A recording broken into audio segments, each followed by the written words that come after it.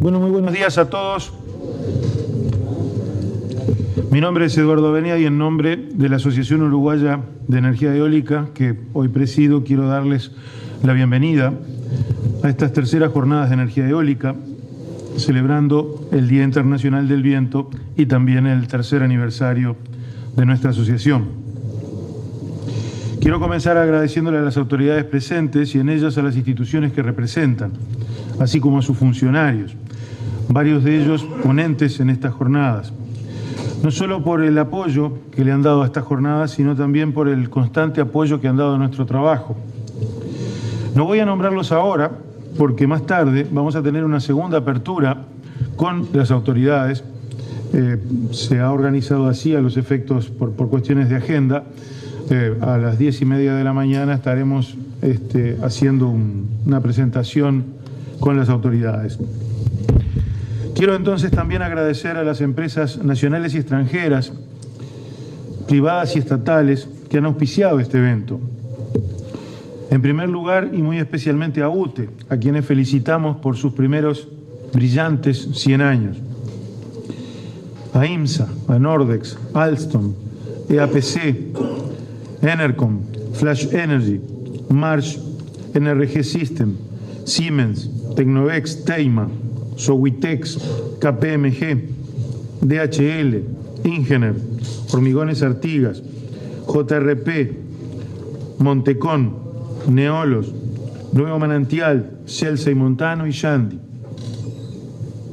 Quiero agradecer también a quienes amablemente nos acogen en su sede, la Cámara de Industrias del Uruguay, en nombre de su presidente, el señor Washington Burgui. Finalmente quiero agradecer a todos los interesados en el tema eólico. Tenemos casi 300 inscriptos que hoy nos acompañan. Hace 3 años, un grupo de soñadores que gustamos en llamar la familia del viento, le dio forma institucional a este sueño de incorporar cantidades relevantes de energía eólica en la matriz energética de nuestro país, buscando dotarle de una fuente renovable, limpia, sustentable, autóctona, capaz de dar seguridad y soberanía al suministro eléctrico. Las primeras metas de 300 megavatios se quedaron muy cortas, se transformaron hoy en 1.200 y aspiramos a llegar a ser de los primeros países en el mundo en cuanto a penetración eólica en la matriz energética. Para que esto sea posible, comparten el escenario actores públicos y privados, mostrando que es posible trabajar juntos, superando esquemas obsoletos de oposición para llegar a una lógica colaboración. Parte del trabajo de este año que pasó ha sido lograr incrementar esa colaboración entre públicos y privados para superar el gran desafío que significa construir realmente esos 1.200 megavatios que hoy solamente están en el papel. El taller de fin de año pasado mostró algunos cuellos de botella, pero también los caminos para superarlos. Hemos de seguir en ese camino, transformándonos en catalizadores de un proceso necesario para el crecimiento del país. Entre otros trabajos realizados, quiero destacar también el permanente contacto con las autoridades, la completa renovación de la web institucional, la salida del primer número de nuestra revista, el ciclo de charlas informativas en el interior, producto de un convenio de esta asociación con UTE, la Dirección de Energía y el PNUD, el ciclo de charlas mensuales en la Cámara de Industrias y bueno, como cierre de este año, de este ejercicio, estas maravillosas jornadas que, como habrán podido ver, convocan a más gente y a más empresas que las anteriores. En poco tiempo se producirá una renovación. Otros vendrán a continuar nuestro trabajo. Hay excelentes valores que han colaborado en forma incansable. A riesgo de olvidarme de alguno, no puedo dejar de mencionar al ingeniero Santiago Mullin, al ingeniero Tabaré Pagliano, al ingeniero Fernando Yáiz, a Juan Luis Pérez, a Verónica Hugo, al ingeniero Daniel Pérez Benech, a Óscar Ferreño, al ingeniero Dosil, a Ricardo Madeira, a María Emilia Saglio, a Tobias Winter, a María Pía La Rosa y finalmente a nuestro moderador Daniel Gómez Gómez. Finalmente quiero agradecer a mis compañeros de ruta en estos años, a nuestro vice a mi lado, Edgardo Perruccio, a nuestro secretario Federico Mulin, al tesorero Fernando Chávez, al prosecretario Alejandro Rodríguez y a la protesorera Patricia Rampoldi, que, por cierto, ha sido una actora fundamental en lograr que estas jornadas sean lo que son, y por cierto quiero reconocer y agradecer su trabajo. A todos ellos, colaboradores, directiva y a los socios que están aquí, quiero agradecerles el haber hecho realidad lo que AUDE es hoy, quiero agradecerles su invaluable trabajo. Por supuesto que los convocamos a redoblar el esfuerzo para que en los siguientes años estas jornadas crezcan aún más y que la eólica tome finalmente el papel que está llamado a tener. Y bueno, no quiero abusar más, quiero entonces dejar la palabra al ingeniero Daniel Gómez Gómez, presidente de la Asociación de Ingenieros Tecnológicos del Uruguay, que además ha sido amablemente nuestro moderador en las jornadas anteriores y nuevamente nos acompaña hoy. Muchas gracias, Eduardo. Gracias a todos.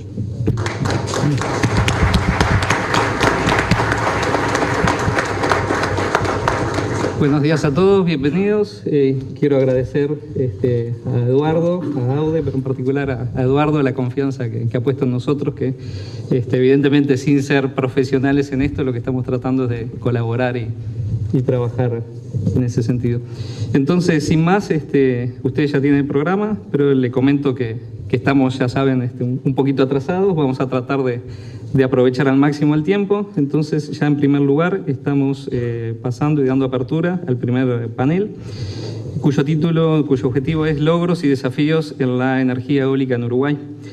Por tanto, vamos a tener dos presentaciones. La primera va a estar a cargo del ingeniero Jorge Peña, que lleva adelante el programa eólico de la Dirección Nacional de Energía y que nos va a acercar su presentación sobre pasado, presente y futuro de la energía eólica en Uruguay.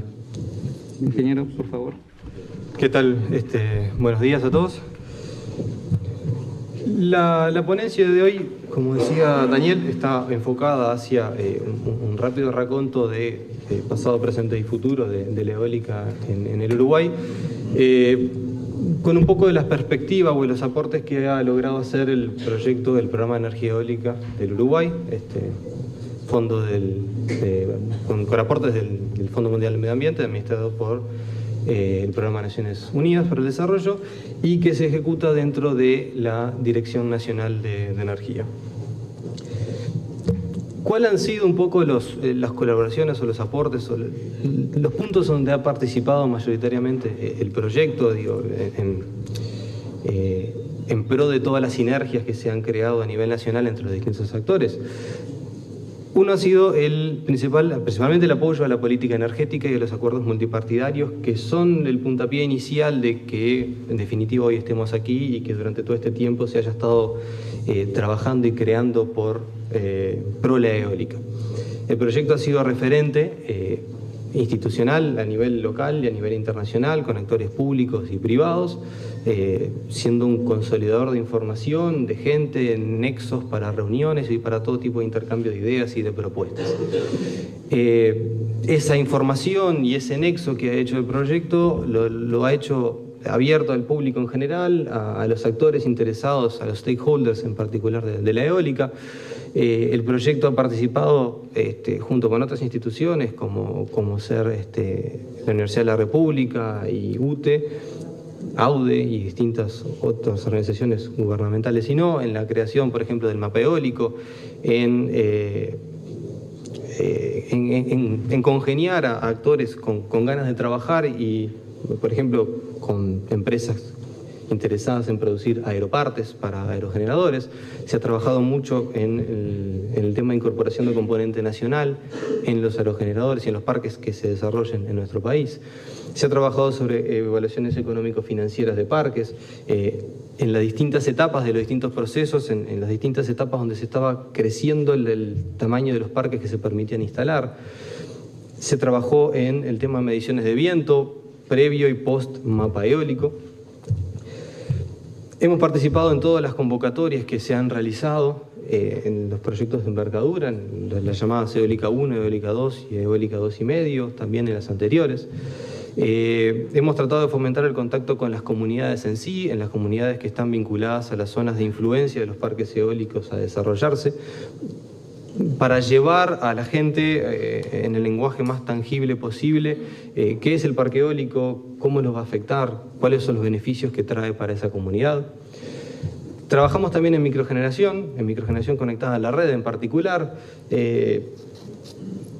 En su momento el proyecto financió y promovió un concurso para el desarrollo de un aerogenerador de origen nacional con alto componente nacional.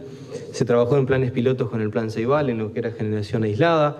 Se está trabajando ahora en unos estudios de viabilidad, se está ayudando a unos estudios de viabilidad en estos establecimientos lecheros de Colonia para ver un estudio macro de una zona rica en el sentido de alto potencial para poder trabajar bien con la microgeneración conectada a la red.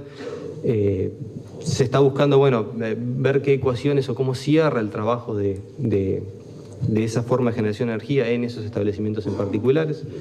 Se ha trabajado mucho en capacitación, tanto para los profesionales del propio proyecto, para los profesionales que trabajan en la dirección de energía y también hacia terceros fuera de nuestro ámbito. Hemos hecho capacitaciones abiertas, tanto para públicos como para privados. En particular, hace muy poco una específicamente en microgeneración conectada a la red, que se trajo una consultoría alemana que estuvo dando unos cursos acá en Uruguay, que se dieron para instaladores registrados en UTES y para gente que estaba vinculada, deseosa de tener know-how específicamente en eso.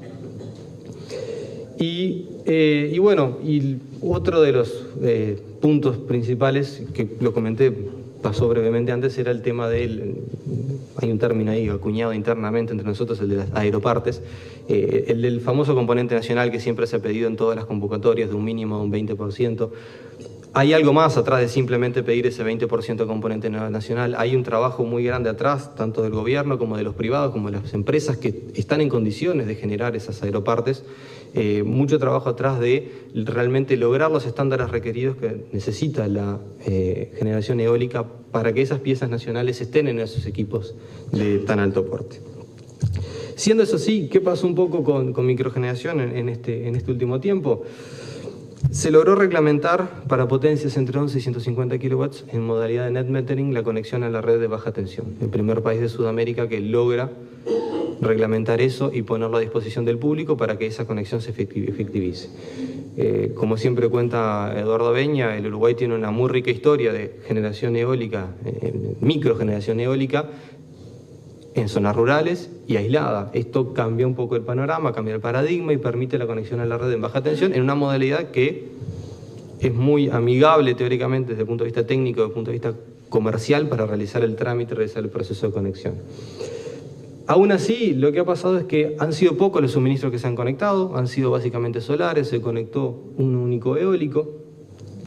Hemos notado que hay poca oferta o no tanta oferta en ese orden de potencias, del 11 a los 150 kilowatts, donde nosotros entendemos que el efecto escala de la eólica hace que los proyectos sean más atractivos. Entendemos que es una modalidad novedosa, entendemos que es una modalidad que hay que vencer los miedos de la instalación, por eso hemos trabajado por eso hemos trabajado en ese curso, esa consultoría con Alemania, que se capacitaron técnicos para ello, para tratar de vencer esos miedos, y por eso también se está trabajando ahora en un grupo de tamberos en Colonia, esto que les mencionaba, para el tema de que, hay un grupo de productores lecheros que están interesados en incluir la microgeneración en su esquema de trabajo para mejorar todas sus ecuaciones económicas y de trabajo, y creemos que eso es premiable, encomiable, y estamos apoyándolo desde nuestro lugar. ¿Qué pasó con el tema del recurso eólico? Cuando arrancó el proyecto había unas buenas nociones de cuál era y cuáles eran los potenciales, pero se reforzó todos esos estudios. UTE tiene una enorme cantidad de torres de medición que han generado datos valiosísimos para trabajar en lo que el 2009, a través de un convenio con Facultad de Ingeniería y con UTE y la Dirección de Energía, se logró hacer un mapa eólico del Uruguay. Ese mapa, que se generó en su versión del 2009, marcó zonas importantes, clústeres importantes del país donde la eólica tenía muy buena potencialidad. conjuntamente con el tema del trazado de las redes. Pero hubieron algunas zonas de ese mapa que requerían, o era bueno que tuvieran algún dato más específico, que tuvieran un dato más concreto en ese lugar para que las estimaciones que hacía el mapa no fueran tan gruesas. Es así que el proyecto, junto con la Dirección de Energía, se abocó a instalar 4 estaciones, que son las 4 que están mencionadas ahí. Son estaciones que han estado generando datos desde el día, obviamente, que se instalaron, complementan los datos de UTE, los datos del mapa eólico. Están disponibles esos datos en la página web del proyecto, están disponibles resúmenes mensuales y mensuales acumulados, ¿sí? Y en particular hay una de esas estaciones de las cuales tenemos disponibles los datos crudos a la última fecha de generados y están disponibles para quien lo solicite, para quien quiera desarrollar un proyecto en esa zona particular, que es la zona de Arroyo Negro. Esa zona de Arroyo Negro tiene una subestación que nosotros entendemos apta con potencia de cortocircuito disponible para un buen parque eólico. Es una zona de suaves pendientes, no muchos obstáculos, donde creemos que, y por eso pusimos a disponibilidad esos datos, es un buen punto para poder desarrollar algún parque. Y un poco lo jugoso de lo que ha pasado en la eólica del Uruguay en el último tiempo ha sido la eólica en gran escala. Eólica en gran escala que por el año 2006, en el famoso 20-20-20 de las renovables, se hizo ese llamado que buscaba diversificar en pequeñas centrales hidráulicas, en biomasa y en eólica, bueno, un primer intento de unos pequeños parques para empezar a trabajar y para empezar a instalarse en Uruguay. En ese momento se adjudicaron 2 contratos, Ampliña, Nuevo Manantial, y ese decreto tuvo una segunda etapa, en donde recibió, como ven ahí, muchas más ofertas, 180 megas en total, de los cuales 110 eran eólicos, y de eso se terminaron adjudicando 150 megas, y que por otro evento, por otras circunstancias después, hubo un tema de, posibilidad de igualar ofertas, y se terminaron cerrando 30 megas de contratos. Ahí entran actores como Fortuny, Luz de Mar, y otros parques más que están en proyecto de terminarse ahora. Seguido a eso, después de unos años de estar trabajando en la Sierra de los Caracoles, de la Facultad de Ingeniería, hasta haber instalado junto con UTE un aerogenerador piloto que hoy está felizmente trabajando, creo que Dosil va a hablar de eso hoy en la tarde, en el parque de vacaciones de UTE Antel. UTE se larga a la gran experiencia de hacer lo que hoy es el Parque Emanuel Cambilarcio, el inicio de Caracoles. Junto con EduInter y muchos de los que están aquí trabajando, se instalaron 10 megas, 5 aerogeneradores, Vestas B80, que entraron a funcionar en noviembre de 2008 y que al poco tiempo duplicaron su capacidad y que hoy son virtualmente la mitad del parque de generación eólico que funciona a nivel nacional, con una excelente calidad de servicio, con una excelente calidad de tiempo en el aire, por decirlo de una manera, con unos factores de capacidad realmente impresionantes. ¿Qué pasó luego de eso? Vinieron las primeras grandes convocatorias, lo que yo les decía al principio, la Eólica 1, la Eólica 2 y la Eólica 2,5, que se le conoce entre casa, convocatorias del 2010, del 2011 y de principios del 2012. La primera convocatoria del 2010, convocatoria oferta por precios, se pensaban adjudicar 150 megas, que efectivamente fueron adjudicados a 3 empresas distintas. Se permitía parques entre 30 y 50, con consideraciones del 20% mínimo de componente nacional.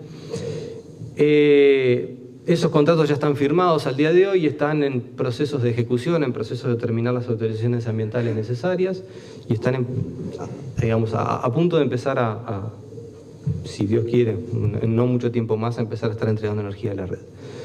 Una segunda convocatoria a mediados del 2011, de vuelta en condiciones similares, 150 megas, con 20% de componente nacional, también competencia de precios.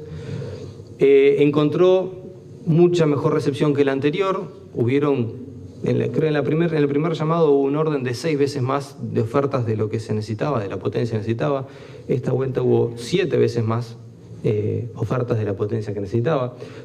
Por una forma de cómo era el proceso de adjudicación, se terminaron adjudicando 192 megas, entre ellos en un parque doble, en un parque mixto de 50 megas, eso terminaría siendo un parque entero de 100 megas, ¿sí? Que tienen construcción tentativa para el orden de fines del 2014, principios del 2015. En particular porque en ese momento está vigente un premio de entrega temprana de la energía hacia esa fecha, lo cual justamente hacía que premia, mejor dicho, la entrada temprana de energía antes de esa fecha con un precio diferencial al ofertado. ¿Qué pasó después de eso? Coyunturas nacionales e internacionales llevaron a plantear la posibilidad de un, llamémosle, reenganche, ¿sí? Para quienes no habían sido adjudicados en el llamado anterior. Las situaciones nacionales e internacionales respecto de la eólica planteaban que el negocio todavía seguía siendo atractivo, al menos por lo menos en una ventana corta de tiempo. Se planteó entonces la posibilidad de hacer un reenganche para un llamado para quienes no habían sido adjudicados en ese eólica 2. Las condiciones eran similares, salvo que se fijaba un precio, que en este caso es 63,50, que es el precio del promedio ponderado por potencia de quienes fueron los adjudicados del llamado de eólica 2. En este caso había 14 empresas que estaban en condiciones de presentar una oferta cada una de ellas, y de esas 14, 13 presentaron ofertas, totalizando del orden de 638 megas candidatos a ser adjudicados y a ser instalados, cambiando mucho la cara de las perspectivas que uno venía viendo con la eólica. La eólica está teniendo ahora, y más a raíz de esto, un crecimiento extremadamente exponencial de lo que se piensa instalar a fines del 2015-2016. Junto con eso, UTE no se quedó de brazos cruzados, pero Ferreño seguramente va a hablar bastante un poco más tendido de eso, y ha lanzado distintas opciones de incorporación de potencia eólica a la red propias, aumentando la experiencia y capitalizando la experiencia que ellos tienen del trabajo en Caracoles. Así nació un llamado leasing operativo, donde, bueno, en ciertos convenios con el Instituto Nacional de Colonización, en ciertas colonias, se intenta instalar, por lo menos esto es, tómelo con pinzas porque es un poco tentativo de lo que se quiere hacer, de instalar en esas colonias esas cantidades de megas, aumentando en el orden de 190 megas más todavía, lo que podría llegar a instalarse en Uruguay para el orden del 2015-2020. ¿Qué ha pasado entonces en ese sentido? Bueno, desde el punto de vista de los contratos con privados, hemos tenido cada vez más ofertas, aún con los precios siendo cada vez más bajos. Eso habla bien en general de no solo la situación internacional, que es muy pro-eólica, con buen acceso a créditos, con buen acceso a equipos, con equipos en precios razonables, sino también de una confianza en el país, en lo que está haciendo, en las perspectivas a largo plazo que se están haciendo, en la política energética nacional, en los acuerdos multipartidarios, en los acuerdos de Estado que hay, de Estado y no de gobierno, respecto de qué es lo que se quiere hacer con la generación de la energía en Uruguay. Sistemáticamente los precios han ido, por competencia de precios, no con subsidios directos a ellos, han ido bajando, han sido de las propias ofertas de los privados que han estado en competencia de precios, y las ofertas cada vez han sido en cantidades de energía a instalarse cada vez mayores. Si uno hace una proyección optimista considerando de que se instalen finalmente todos los parques que se planean instalar, dependiendo de cómo podrían llegar a entrar en funcionamiento cada uno de ellos, tenemos que para el 2015 no deberíamos estar en el orden de menos de los 1000 megas instalados, ¿sí? Con penetraciones energéticas promedios anuales de más del 20% de la energía eléctrica que se genera en el país. ¿Cuáles son los desafíos que quedan de ahora en más? El proyecto del programa de energía eólica está por finalizar. No sé si esperemos, pero sistemáticamente siempre nos queda alguna cosa más por hacer y venimos estirando un poquito eso, pero a fin de año debería finalizar. Y todo lo que ha generado el proyecto ha tenido derrames sobre las distintas instituciones gubernamentales y no. La gente que ha trabajado y que ha pasado por el proyecto sigue trabajando en eólica, sigue trabajando en la parte eléctrica y en principio va a seguir vinculado. O sea, no es que porque el proyecto acabe, se acaba lo que estamos haciendo.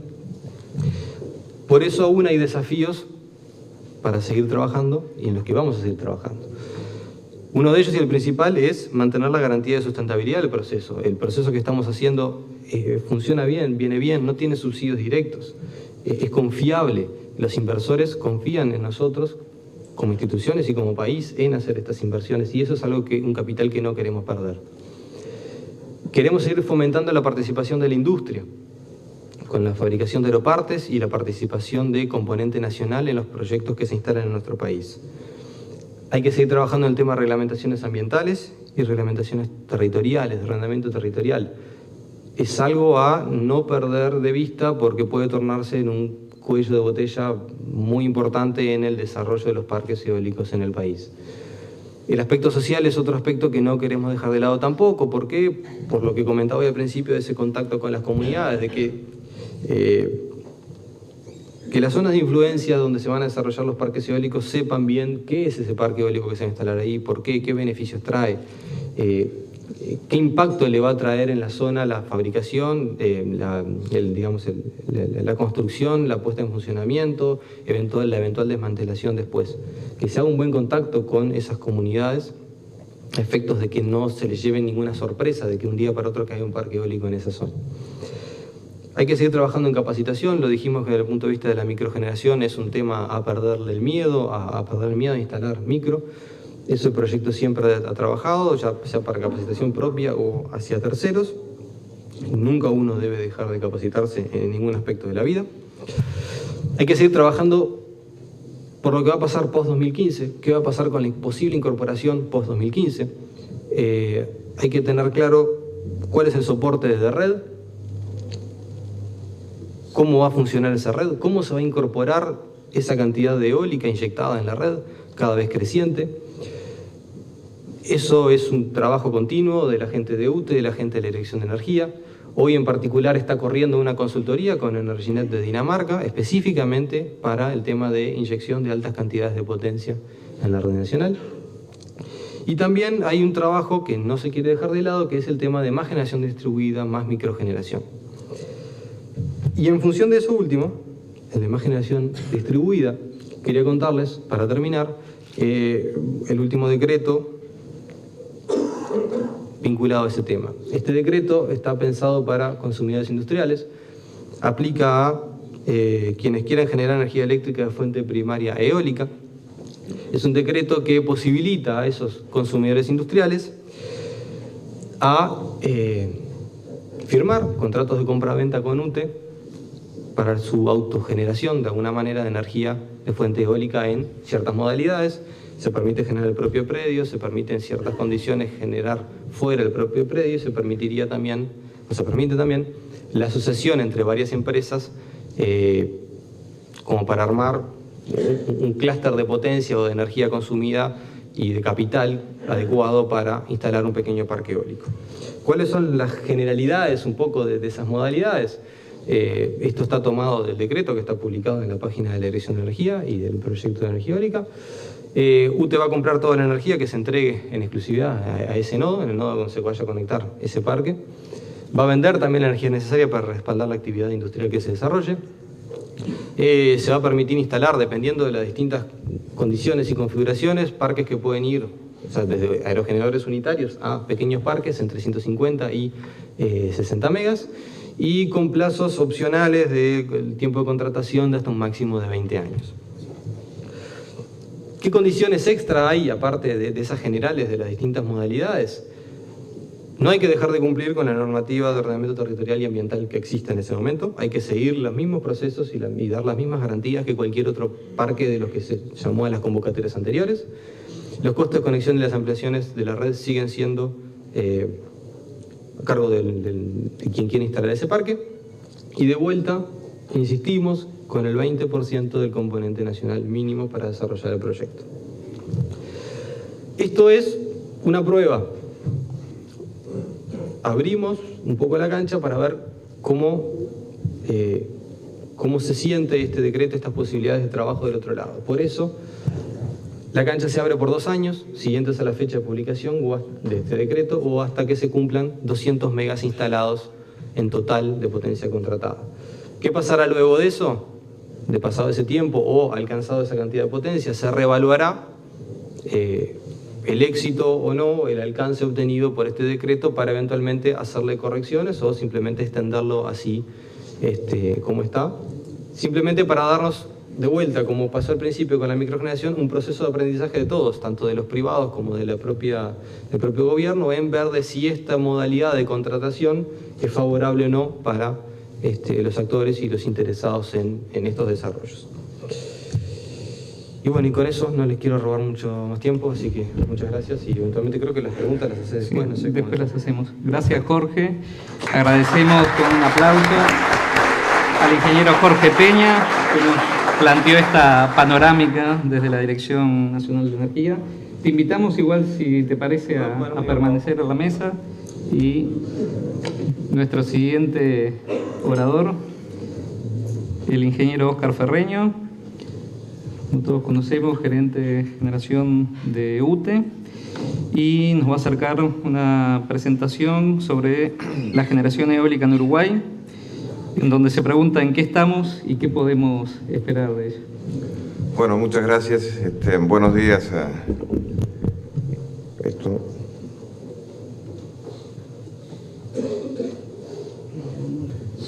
Bueno, para comenzar, quería hacer unas pequeñas definiciones sobre las distintas formas de generación de que disponemos para abastecer el suministro eléctrico, la demanda de energía eléctrica, que es algo que ha ocurrido en los últimos 100 años, los 100 años que coinciden con la existencia de nuestra empresa.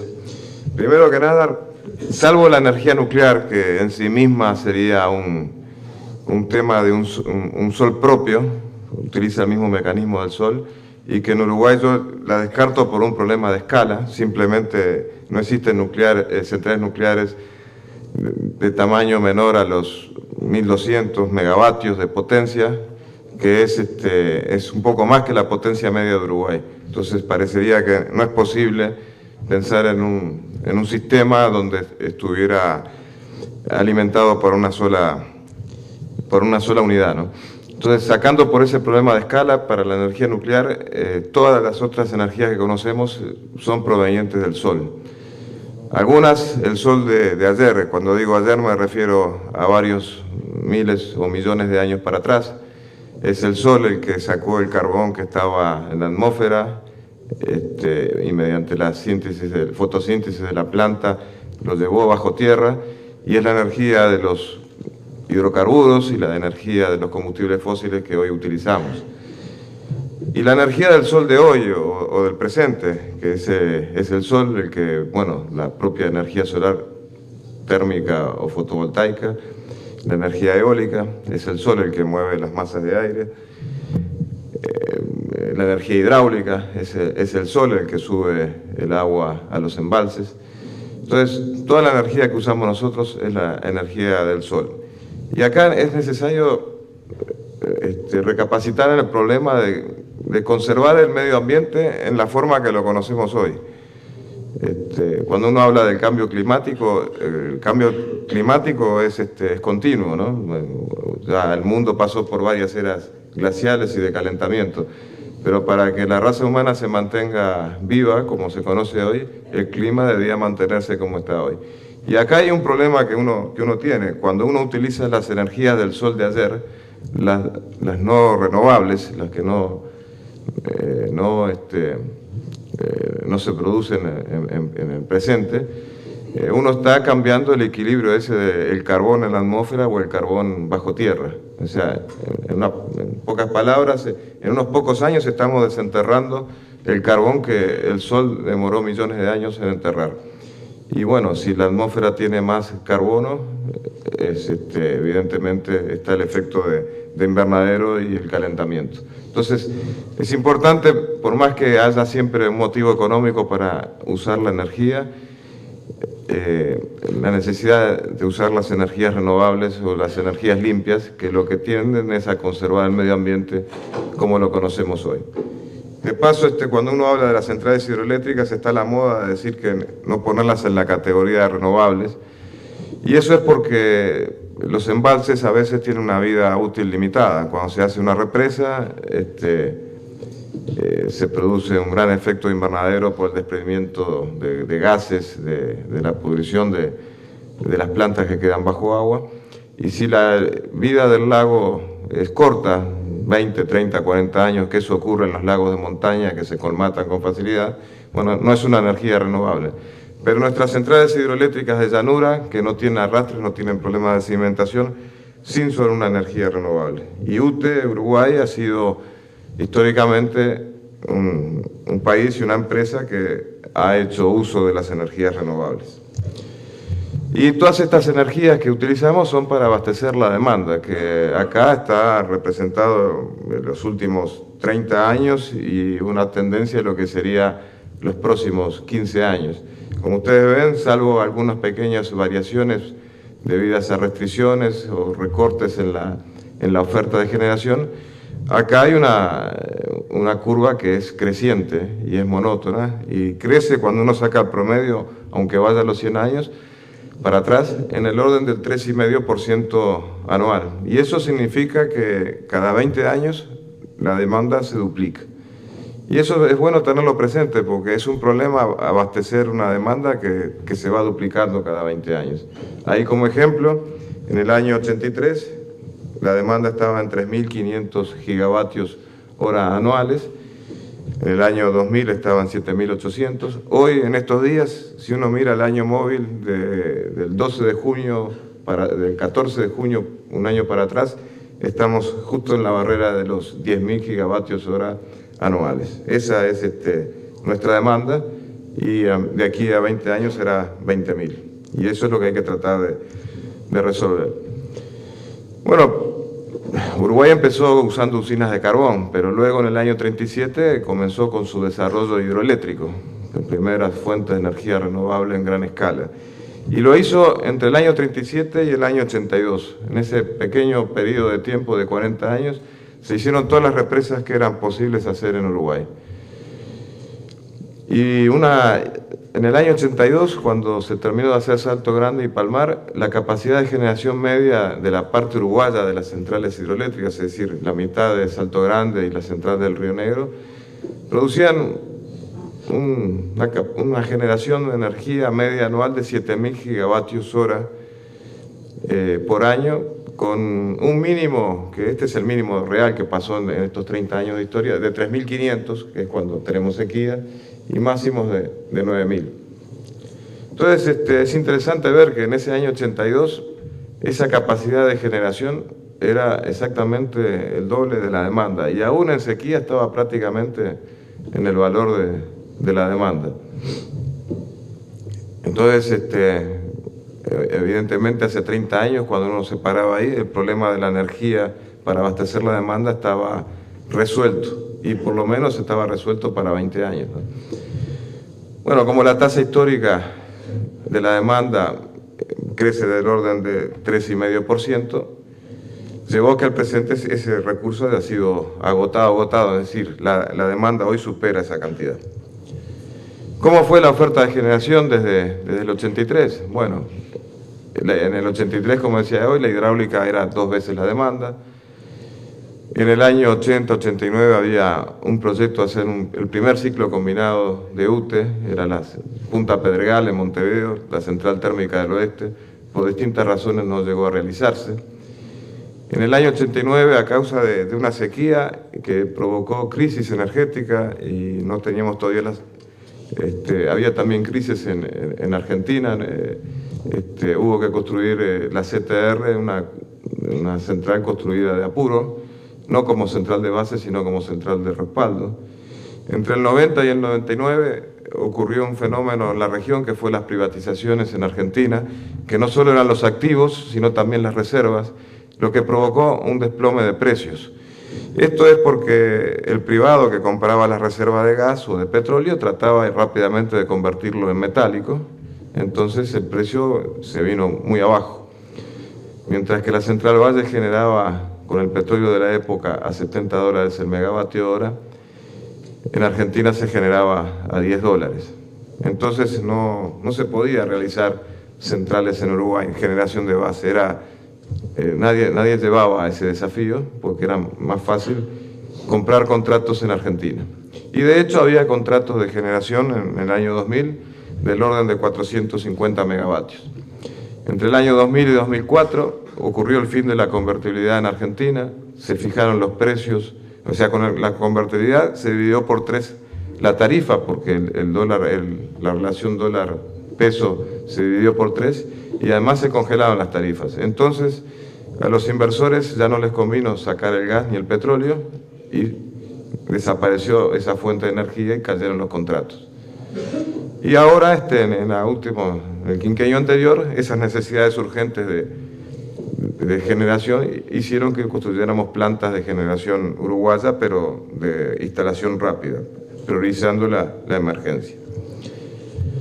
Recordemos las características de Uruguay: 180.000 kilómetros cuadrados, 3.200.000 habitantes, con una tasa de crecimiento casi nula, un consumo eléctrico el año pasado era de 9.400 gigavatios hora, pero con crecimiento 3,5, una densidad de población de 18 habitantes por kilómetro cuadrado, o sea, es muy poco poblado Uruguay.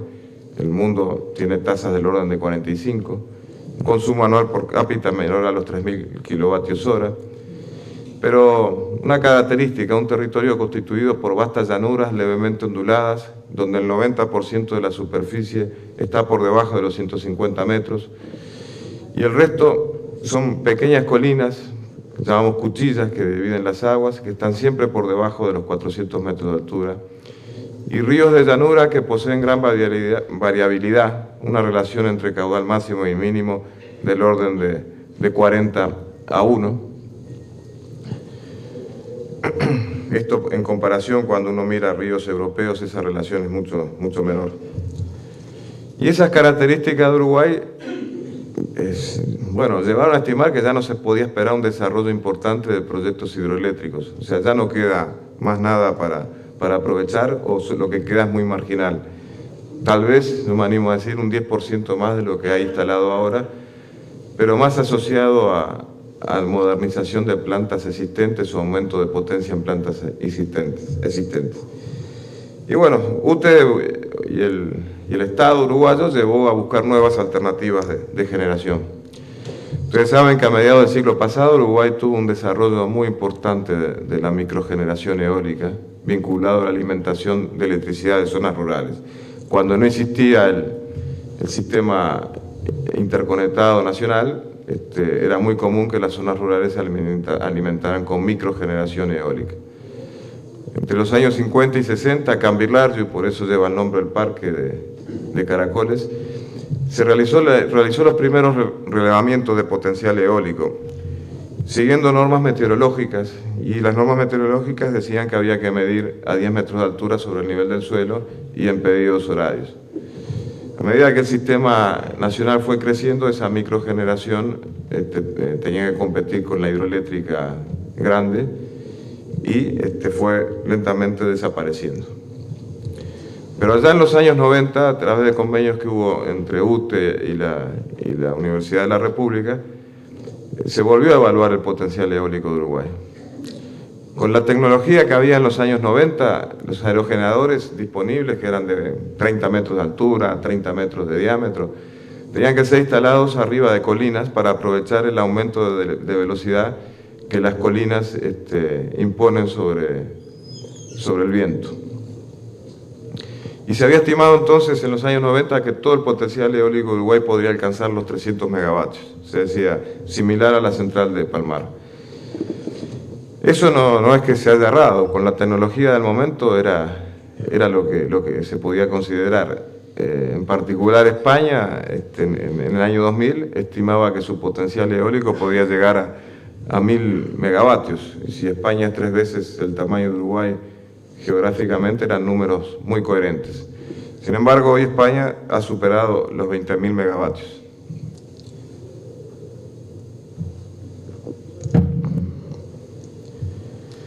Como decía hoy, hasta hace poco tiempo atrás parecía que el futuro de la generación en Uruguay estaba ligado a la generación térmica y quedando la hidroeléctrica condenada a ser, y junto con otras renovables, relegadas a tener una participación cada vez menor.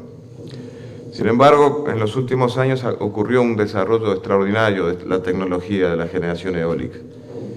La utilización generalizada de máquinas de velocidad variable y paso variable, que son amigables con la red, permitió que las cargas mecánicas de los equipos disminuyeran y lo que, unido a la utilización de materiales compuestos, permitió equipos de mayor altura de eje que captan mayores vientos. Entonces el potencial de una región aumentó varias veces. Yo creo que cuando alguien le pregunta cuál es el potencial eólico de una región o de un país, es muy difícil de determinarlo, pero yo me animo a decir que el de Uruguay es de varios miles de megavatios. Si uno hace la comparación simple de densidad superficial, una regla de 3 simple, uno puede decir que los 20.000 megavatios de España serán 6.600 en Uruguay, los 4.000 de Portugal serían 8.000, los 2.200 de Holanda serían 9.500, los 3.500 de Dinamarca serían 14.000. Entonces uno puede afirmar que con la tecnología actual el potencial eólico de Uruguay es sin duda mayor que las necesidades que tiene Uruguay. Hasta uno podría pensar que hasta podría exportarse energía eólica a los países vecinos. Sin duda hay acá una forma autóctona, abundante de generación disponible para Uruguay, una energía limpia que llega como anillo al dedo para Uruguay. Esta es una gráfica que a mí me gusta siempre mostrarla cuando uno va a hablar de potencial. Bueno, ¿cómo podemos poner qué podemos extraer de la superficie de nuestro país? Cuando uno pone un ejemplo de un molino industrial de 2 megavatios de potencia, 100 metros de diámetro, 100 metros de altura de buje, tiene que estar separado 5 diámetros en 1 kilómetro cuadrado, uno los puede distribuir de esa manera, y si uno empieza a contar lo que hay ahí, va a encontrar que hay 4 molinos por kilómetro cuadrado, 8 megavatios por kilómetro cuadrado, y si el factor de potencia fuera 40%, eso producía en el año 28 gigavatios hora. Ahora bien, en el Uruguay rural hay viviendas y hay sembradíos. Entonces, cuando uno empieza a estudiar, como ha hecho usted, los distintos predios, por ejemplo, de las colonias de colonización, se encuentra que la relación más ajustada sería 1 megavatio cada 30 hectáreas. Lo que sería equivalente a que el cuadrado anterior fuera de 1.600 metros de lado, es decir, ubicar los molinos cada 800 metros, que es una situación muy holgada, ¿no? No es, imagínense que un molino de 100 metros de altura de buje, ubicado a 800 metros, la interferencia visual es muy baja. Y haciendo una cuenta simple, Uruguay tiene 180.000 kilómetros cuadrados, o sea que en el 1% del territorio de Uruguay sería equivalente a 180.000 hectáreas, y si solo el 1% de Uruguay fuera bueno para poner molinos, ahí ya tendríamos 6.000 megavatios. ¿Qué otras ventajas tiene Uruguay para la utilización de la energía eólica? Bueno, en primer lugar, que la energía eólica debe ser el mejor complemento que existe con la energía hidráulica, y la energía hidráulica Uruguay ya la ha desarrollado en su totalidad. Yo me animo a decir que existe una regla boba, una regla de pulgar, como llaman los americanos, que dice que un sistema puede admitir tanta potencia eólica instalada como tenga instalada potencia hidráulica. Ustedes me dirán, ¿y cómo justificas eso? Bueno, la energía eólica es muy variable, es intermitente. Ahora vamos a ver algunos resultados de lo que hemos visto en Caracoles. Pero uno la variación a lo largo de los minutos, de los 10 minutos o de las horas, es bastante lenta. Entonces uno podría acompañarla perfectamente con las centrales hidroeléctricas. Es decir, hacer un espejo entre las hidroeléctricas y la eólica. Dicho de otra manera, cuando sopla viento, guardamos agua en las represas, no usando las represas. Cuando falta viento, se usa el agua de las represas. Entonces, teniendo ese espejo, uno puede decir, es gestionable la eólica hasta tanto no superemos, a grosso modo, la potencia instalada hidráulica. Bueno, además Uruguay tiene un mercado eléctrico que es muy pequeño en relación a la superficie territorial. Si uno hace las cuentas de kilovatios hora vendidos en el mercado eléctrico uruguayo y lo divide por la superficie territorial, nos vamos a encontrar que tiene una densidad 10 veces menor, por ejemplo, que el mercado español. España es un país 3 veces más grande en superficie, pero 30 veces más grande en mercado eléctrico. Eso significa que cada kilómetro cuadrado da cierta cantidad de energía renovable y acá rinde mucho más porque rinde 10 veces más porque tenemos un mercado menos intenso. Además, Uruguay tiene una muy buena interconexión con Argentina, mayor que su demanda, está haciendo una interconexión con Brasil. Por eso que le contaba hoy de las formas de energía, de centrales de generación que tuvimos que hacer de apuro, como La Tablada, como Punta del Tigre, se instalaron turbinas de gas, se instalaron motores, que son máquinas que tienen la particularidad de ser de arranque rápido y también puede ser un buen respaldo para la energía eólica. O sea, son máquinas que en pocos minutos pueden pasar de 0 a potencia máxima. Entonces, no fue el motivo por el cual se instalaron, fue para resolver los problemas de energía, pero viene muy bien para la utilización de eólica.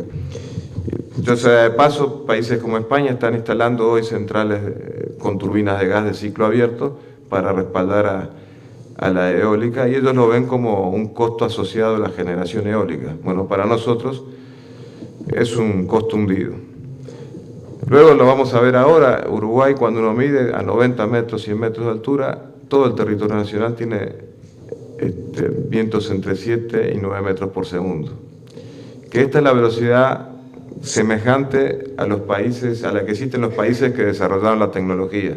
O sea, no hay que hacer pruebas especiales en territorio uruguayo. Es el mismo viento que hay en Europa o que hay en el centro de Estados Unidos. Otra cosa que como Uruguay es plano y está cerca del nivel del mar, el aire es de alta densidad, lo que favorece, o sea, tenemos una atmósfera casi ISO, ¿no? Temperatura media de 17 grados, eso favorece la producción eólica porque aumenta la presión. Y un tema no menor es que en Uruguay, como no hay combustibles fósiles, no hay petróleo, no hay carbón, el precio del combustible fósil no está subsidiado como ocurre en otros países. Entonces, la eólica no tiene que competir contra esos subsidios. Ahora bien, en Uruguay se determinó que las inversiones para el desarrollo eólico, porque la eólica es algo que precisa una gran inversión inicial y luego una operación y mantenimiento relativamente bajo, esa gran inversión inicial hace necesaria la participación de inversión privada. Todos los países del mundo logran esto mediante una de estas tres formas. Primero es diciéndole a los productores, usted instale un parque que yo le voy a comprar todo por un periodo determinado, que puede ser 15 o 20 años, le voy a comprar toda la energía que produzca. ¿Y se la voy a pagar de qué manera? Bueno, en un caso, con un precio fijo, lo que se llama el feed-in tariff, establecido por el regulador. Por ejemplo, España lo había fijado en $110 el megavatio. Una obligación, otra forma es una obligación de utilización, como hace Chile, de energías renovables, lo que se llaman certificados verdes. Le dice a las empresas eléctricas, ustedes tienen que tener tal porcentaje de energía renovable, y ahí se forma un mercado de certificados que remunera esa instalación de energía.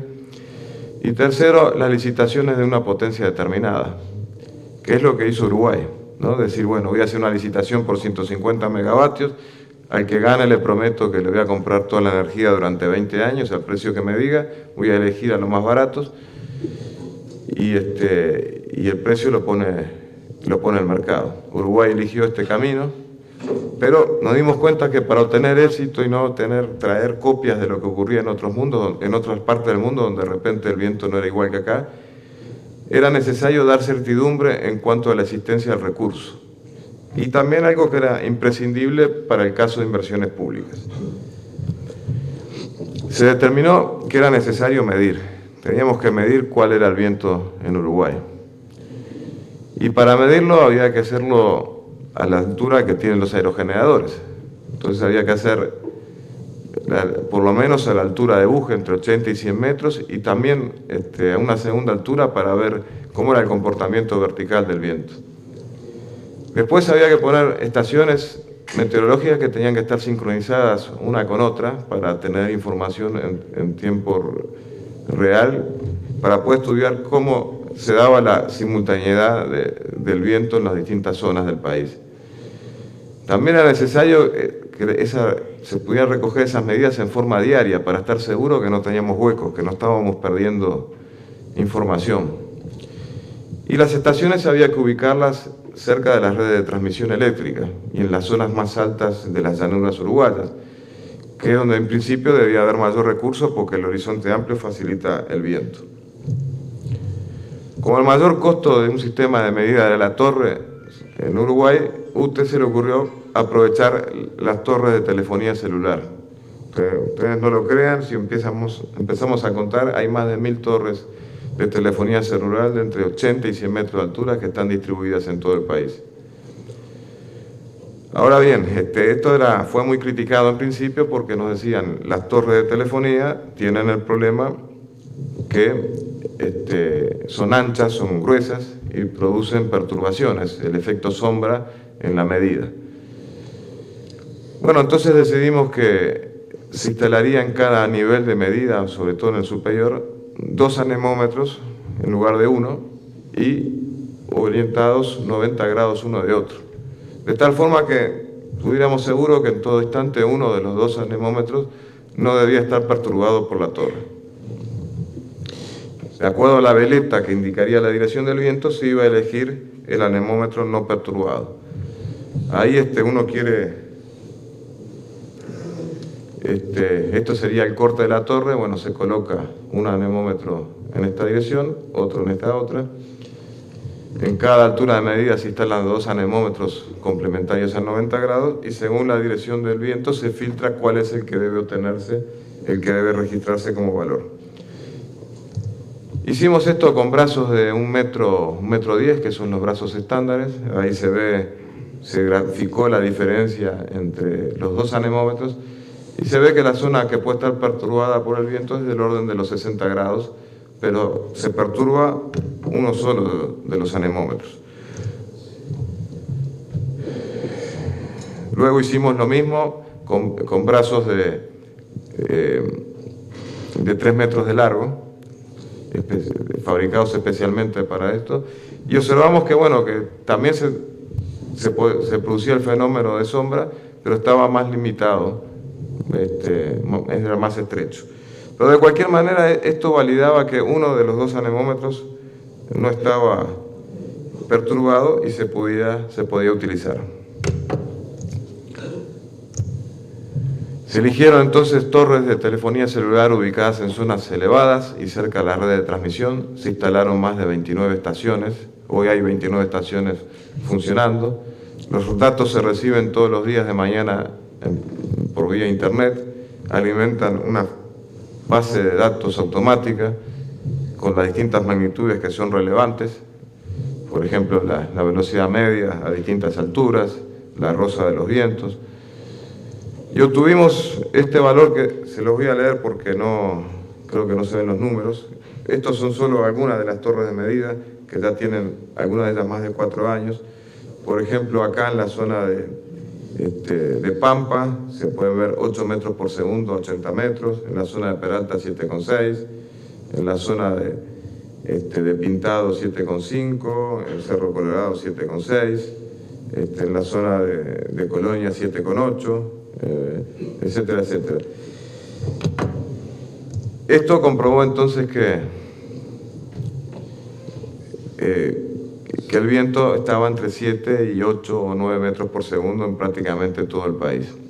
Entonces, ¿cuánto puede producir un aerogenerador de 2 megavatios y 100 metros de diámetro y 100 metros de altura, como es un aerogenerador industrial que puede considerarse hoy?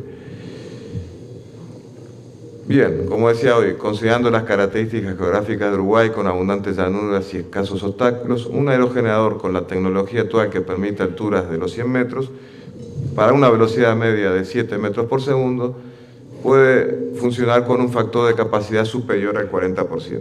Eso es real, eso es lo que hemos comprobado que ocurre con caracoles. ¿Y qué significa 40%? Bueno, Un megavatio eólico al 40% son 8.760 horas por año, por 0,4 son 3.500 megavatios hora del año. Y si ustedes miran esos 10.000 gigavatios hora que consumen los uruguayos, resulta que un megavatio eólico produce la energía que consumen 1.200 uruguayos. Es un dato relevante. Esa es la relación. Eso significa que si tenemos 1.000 megavatios eólicos, tendremos la energía que consume 1.200.000 uruguayos, que es más del 30% de la población. Y otro dato relevante, ese crecimiento del 3,5% anual que tiene la demanda uruguaya, que equivale a, si son 10.000 gigavatios hora, a 350.000 megavatios hora al año, significa la instalación de 100 megavatios eólicos por año. O sea, si uno quisiera atender el crecimiento de la demanda solo con generación eólica, esa sería la escala de crecimiento actual de la generación eólica, y en 20 años esto se estaría duplicando, ¿no? Bueno, junto con los llamados a licitación que hizo UTE, esos 3 llamados, en realidad 2 llamados que vimos hoy, se suministraron series de medidas históricas de algunos puntos cercanos a la red y el suministro, y se mantuvo al día mientras duraba el proceso de licitación a efecto de poder realizar correlaciones. No pretendíamos nosotros que las medidas estas que entregábamos sustituyan las que necesariamente deben realizarse para obtener la seguridad estructural de los aerogeneradores. Pero en una topografía simple como la uruguaya, estas medidas permiten una buena estimación de la producción energética y resulta fácil de correlacionar con las torres ubicadas donde se instalan los parques eólicos. Acá una cosa que no comenté hoy, en los estudios nuestros hemos visto que la perturbación de turbulencia que puede producir estas torres de telefonía sobre los anemómetros se da para velocidades superiores a 20 metros por segundo. Y esto no afecta la energía porque la capacidad energética de los vientos mayores a 20 metros por segundo es muy pequeña. Yo creo que el procedimiento fue de gran éxito y, como decía hoy Jorge, ya hay adjudicado más de 1.000 megavatios y asimismo la empresa estatal de electricidad espera construir otros 300 megavatios, esa modalidad de leasing que se mencionaba hoy o asociado con otros. Un repaso de también lo que dijo Jorge hoy, las renovables a $52 desde el año 2006, que llegaron a hacerse contratos por 15 megavatios. Las renovables 20-20-20 del 2008, que fueron 58 megavatios, se obtuvo precio del orden de $90. La eólica 1, que el sobre se abrió en enero del 2011, cuando alguien dice, ¿qué pasa con la eólica que no está surgiendo? Bueno, hace solo 15 meses que se abrió la primera licitación de 150 megavatios, un precio de alrededor de $80. La eólica 2, en agosto del 2011, hace menos de un año, 192 megavatios a $63.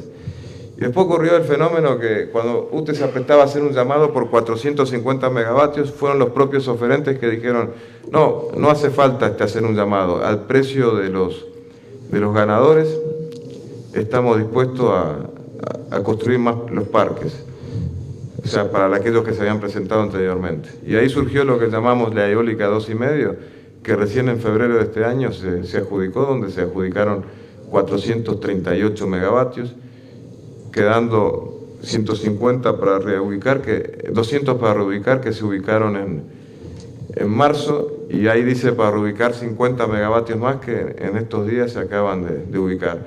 O sea que ya tenemos 1.053 megavatios adjudicados, de los cuales 30 más o menos ya están construidos, y UTE pensando en construir 120 más 180 megavatios en las distintas modalidades. ¿Dónde están ubicados estos parques? Estos parques más o menos coinciden con los lugares donde se dieron datos de viento. Hay parques en la zona de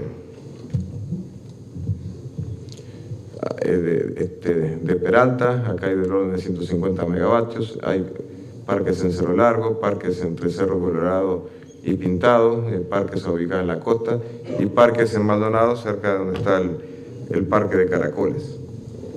¿Cómo va a ser lo que esperamos para el 2015? Bueno, esa central de base de ciclo combinado entre 400 y 500 megavatios para funcionar con gas de regasificación o gasoil, que seguramente va a tener un papel de respaldo.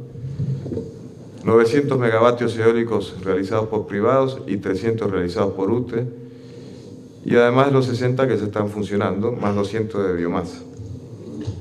¿Y cuáles son los precios de esta generación que vamos a tener? El ciclo combinado, suponiendo que se despachara un 50% del tiempo y suponiendo que el precio del petróleo está en el orden de los $100 y el gas a $18, bueno, el ciclo combinado con gas estaría funcionando a $150 el megavatio hora, donde 25 es la amortización del equipo y 150 el combustible mismo.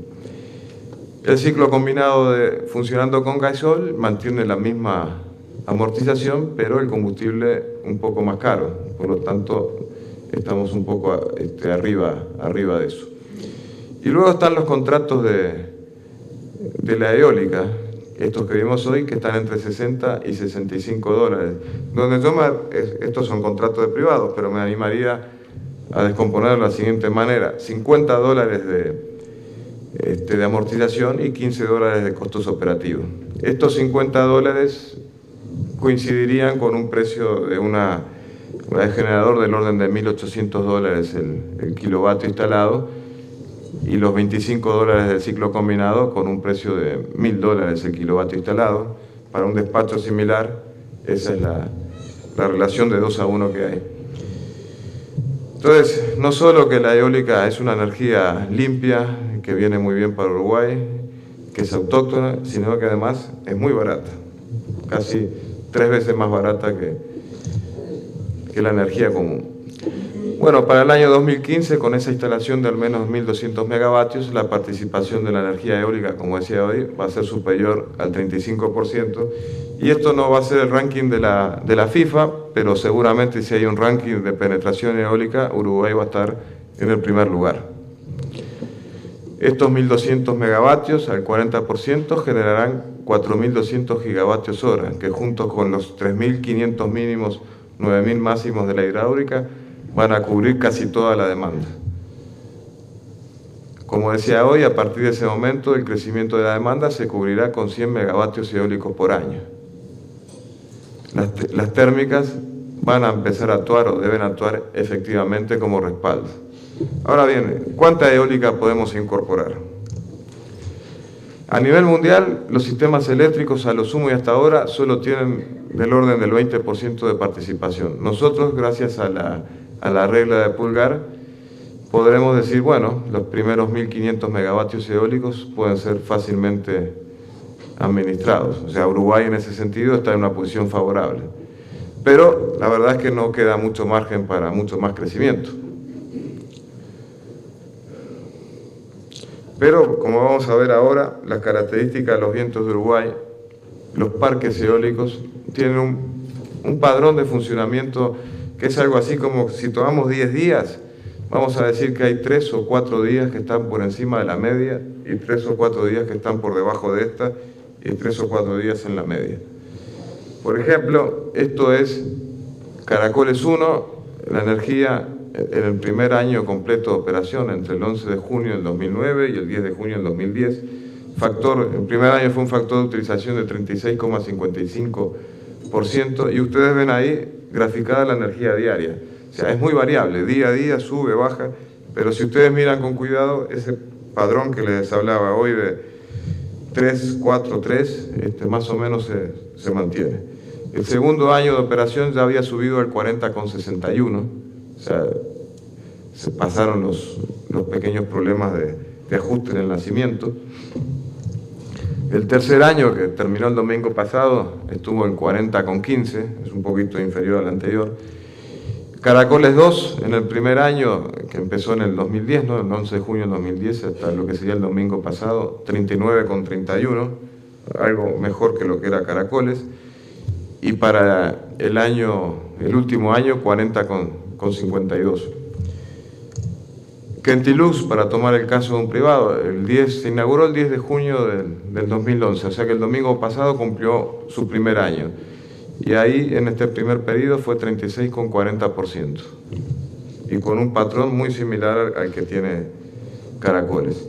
Y esta gráfica acá intenta mostrar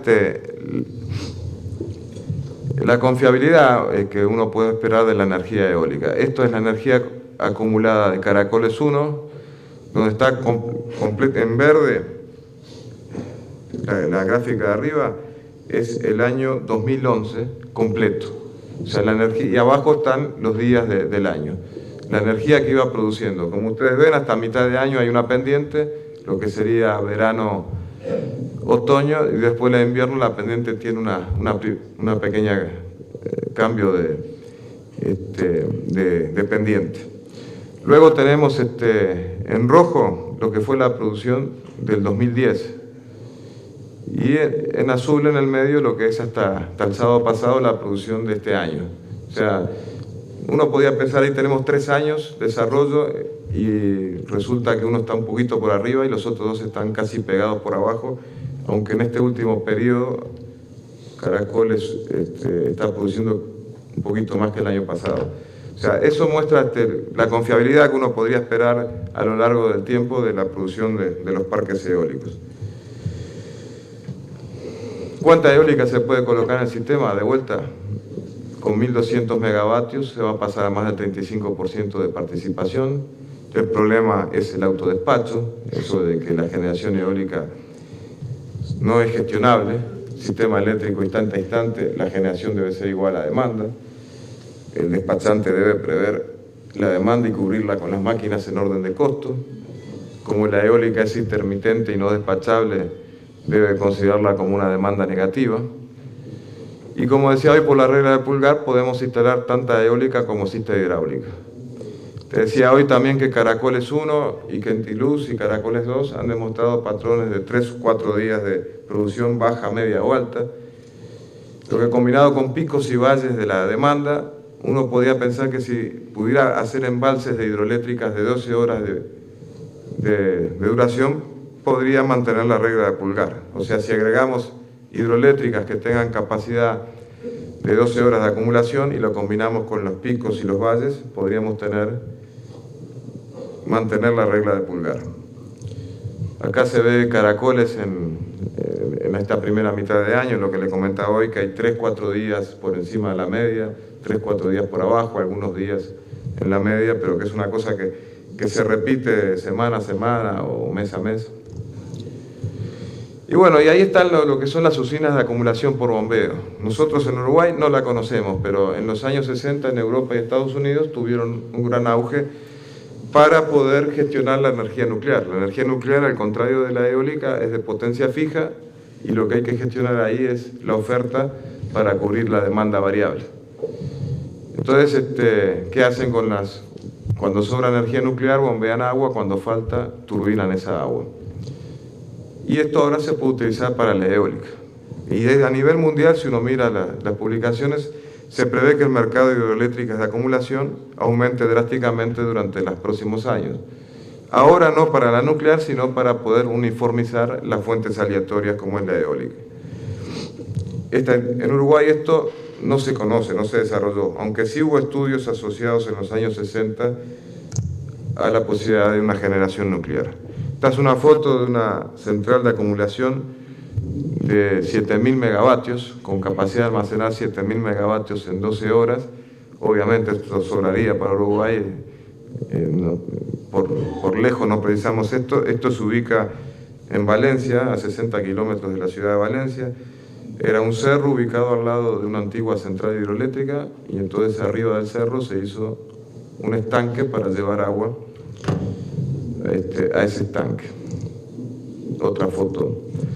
En Uruguay, sobre todo en la zona norte y también en la zona este, hay sitios de más de 200 metros de desnivel donde se podrían construir distintas centrales de acumulación. Se han identificado a nivel topográfico varias de ellas. En total se identificaron 124 sitios con desniveles variables entre 40 y 400 metros. La potencia total para 12 horas de acumulación, cuando uno pone ahí, sería 20.000 megavatios.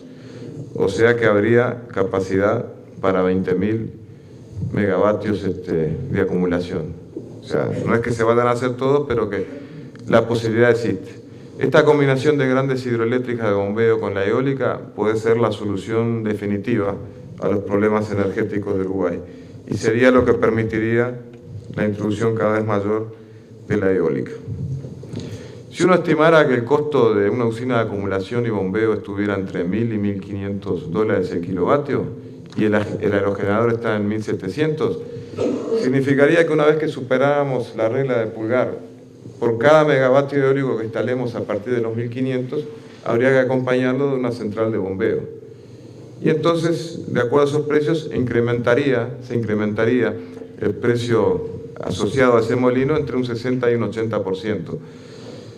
Sin embargo, como ya vimos hoy, la relación entre térmica y eólica es de 1 a 3, así que hay margen amplio para poder estudiar esta posibilidad. Bueno, estas son las ventajas que tiene esa combinación de la hidráulica con la eólica.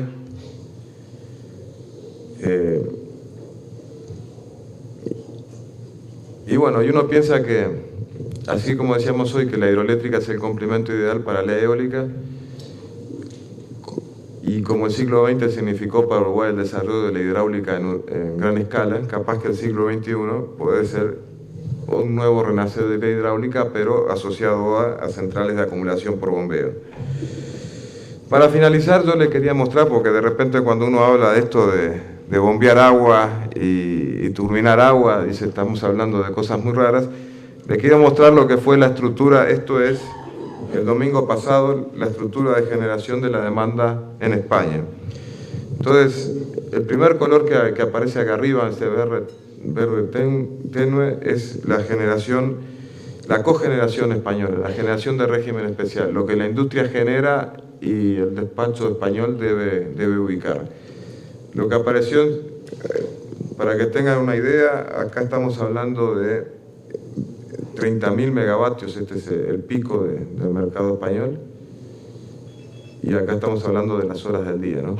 Lo segundo, color verde, es la generación eólica, que varió del orden de 3.000 megavatios hasta en la medianoche, hasta este valor máximo que fue del orden de 8.000 megavatios.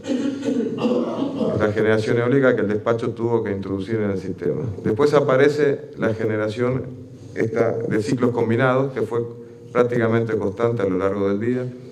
La generación de carbón, que también es constante a lo largo del día, la generación nuclear, que también es constante, y después aparecen acá unas cosas negativas, de marroncito claro y celeste. Bueno, marrón claro son los intercambios internacionales que hizo España ese domingo para poder regular la demanda.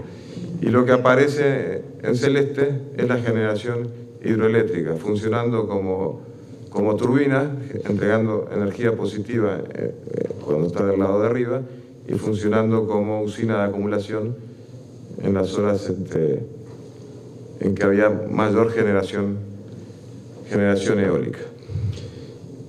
Entonces, esto es algo que se hace, que existe, no es nada descabellado, y creo que Uruguay debería ahondar más en investigar esta posibilidad para poder seguir manteniendo una matriz de generación eléctrica limpia y sustentable.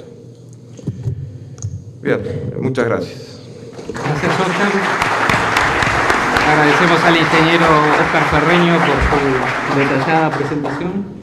Lo invitamos a sentarse aquí junto a nosotros en la mesa. Y bueno, en virtud del tiempo vamos a pasar a unas preguntas, pero le ruego que sean lo más concretas posibles para poder aprovechar mejor el tiempo. Tenemos unos micrófonos para acá adelante y allí hay una mano levantada. Para hacer una pregunta al ingeniero Ferreño, ¿se ha estudiado a nivel de país, de Uruguay, la simultaneidad de vientos para estos parques que se van a instalar? Por ejemplo, decir, bueno, a determinada hora tenemos viento en el este y estamos generando a pleno ahí, pero de repente se nos para el viento en el este y algunos parques que están instalados allá en Cuchilla de Aedo, en esas horas pueden estar generando y promover que se instalen parques de acuerdo a distintos regímenes de vientos en forma instantánea, vamos a decir, de forma de que todos los parques no se concentren en una determinada zona y que cuando pare el viento ahí, todos los parques queden detenidos. Efectivamente, es lo que se ha hecho cuando se ha tratado de guiar. Yo te decía hoy que tenemos 29 estaciones de medida que están todas sincronizadas, tenemos los datos de viento en forma simultánea de todas. Unos estudios que hizo UTE para ver la simultaneidad consistían en tomar 7 de esas estaciones distribuidas y poner en cada una de esas estaciones un molino gigante del orden de 100 megavatios, 150 megavatios.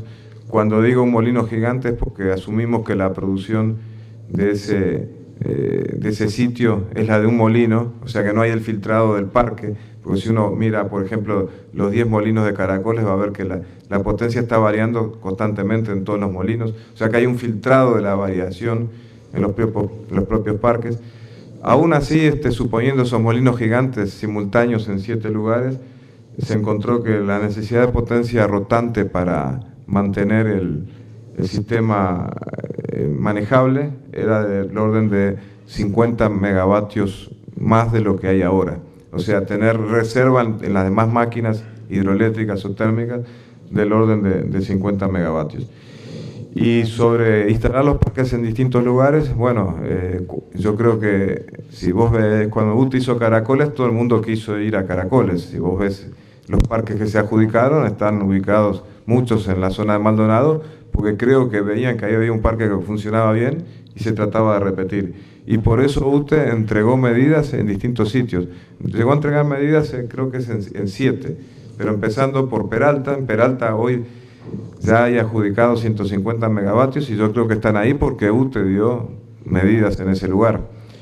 En Pintado hay 90 megavatios y si contamos Pintado y Cerro Colorado, que están muy cercanos, vamos a tener el orden de 250 megavatios y es porque UTE dio medidas en ese lugar, donde no solo buscaba la dispersión geográfica, sino también aprovechar las líneas de transmisión existentes.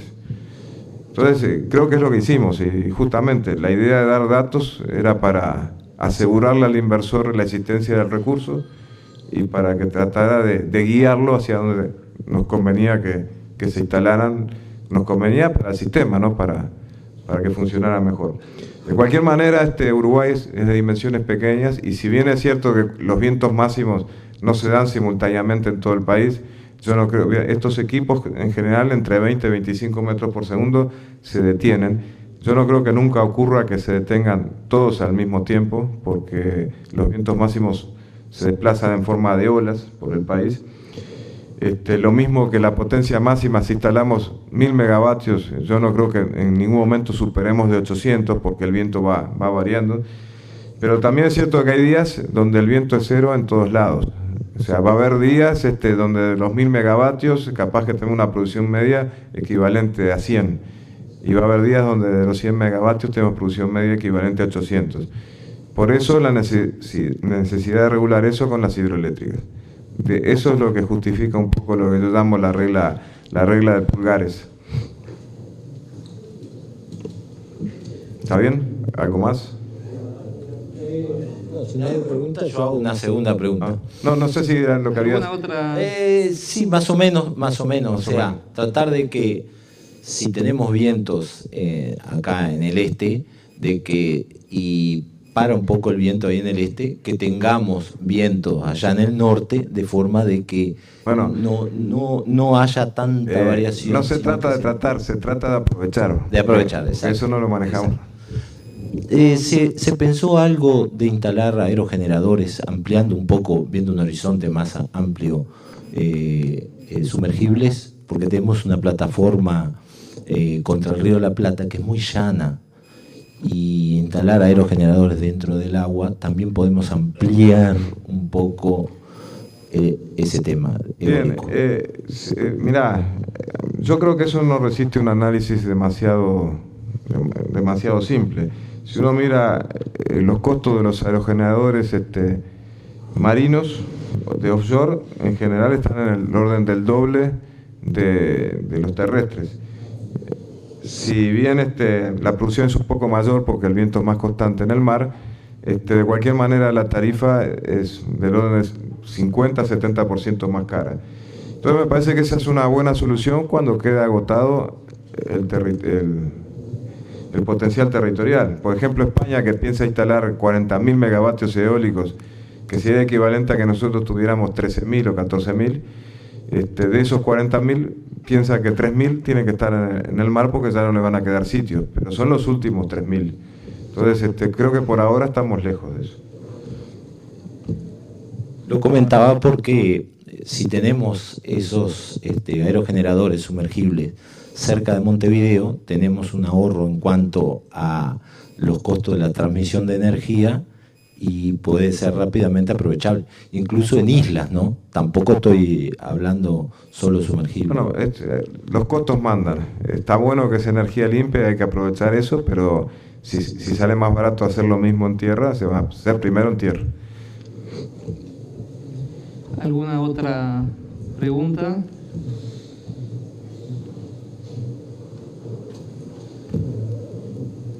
Bien. Yo diría, Jorge, que tu presentación fue lo suficientemente clara y se ve que las reglas están claras porque no hay pregunta para hacerte. Apareció una pregunta. No, sobre el decreto que sacaron para generación privada, en el mismo decía que a los 30 días se iba a sacar el costo asociado a ese tipo de contratos. Quedan, si mal no recuerdo, 3 días. Y la pregunta es... Si eso, digo, ya está, si hay idea por lo menos de qué se ha manejado. Y hay que esperar por lo menos 3 días. Y ahí vemos. Bueno, pero esto quizás era una buena oportunidad para hacer el lanzamiento, sobre todo digo, donde está la gente que va a trabajar en ese tema, ¿no? Digo, no para la prensa. No, te entiendo correcto, pero estamos en plazo todavía, es parte del estudio, y quiero, ya que me diste un poco el pie, quiero insistir en algo particular con ese decreto.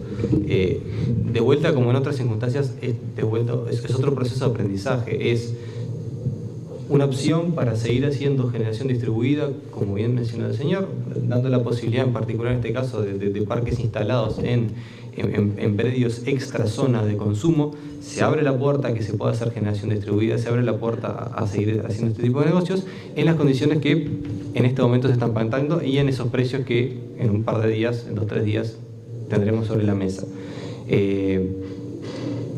Como todo, posiblemente sea perfectible y por eso tiene ese gatillo de, bueno, esperar un par de años o esperar a los 200 megas para eventualmente rever el proceso, rever las situaciones, rever los valores, rever todo, ¿sí?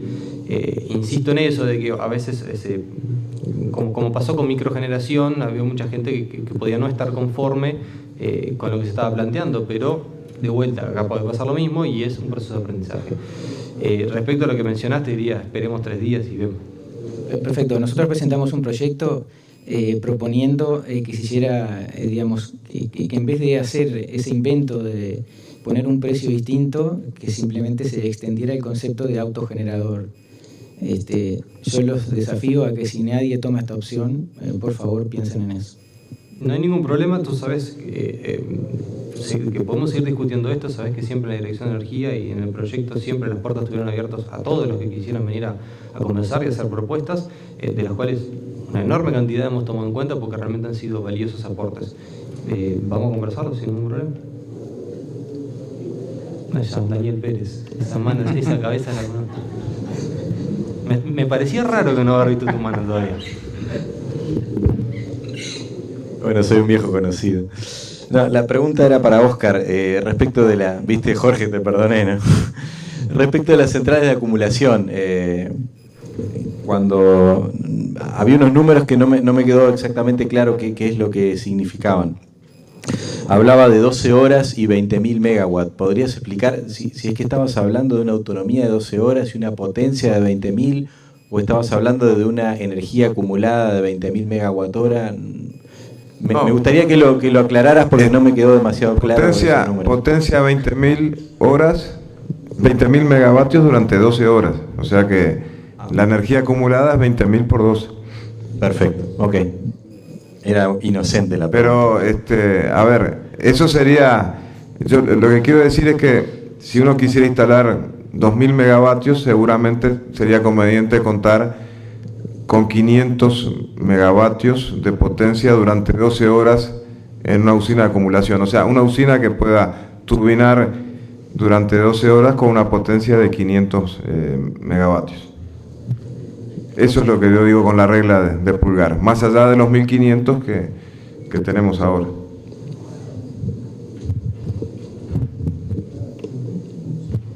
¿Alguna otra pregunta? Bien, vamos a aprovechar que no hay manos levantadas para cerrar este panel, agradecerle a los dos expositores por compartir con nosotros sus enfoques y los despedimos con un fuerte aplauso. Muchas gracias.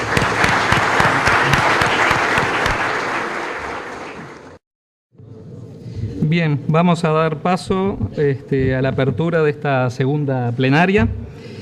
Vamos a alterar un poquito los órdenes de acuerdo a cómo estaba aquí en la programación, pero ya se está integrando la mesa, nos faltan algunas personas que nos van a acompañar. De todas formas, le damos la palabra al ministro de Industria y Energía, ingeniero Kramer. Adelante, por favor.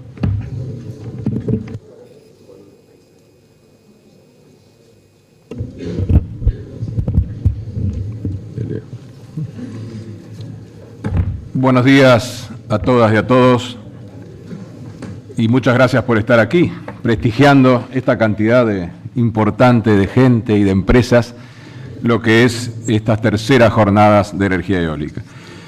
Yo creo que además se están celebrando en un momento particular, en la preparación que estamos haciendo todos del tema de la conferencia de Río +20, en el cual pretendemos evidentemente avanzar en los acuerdos internacionales tan dificultosos, pero tan necesarios para que esta humanidad pueda a largo plazo subsistir, pueda a largo plazo, en definitiva, dejar un legado de cuidado del planeta tan fundamental.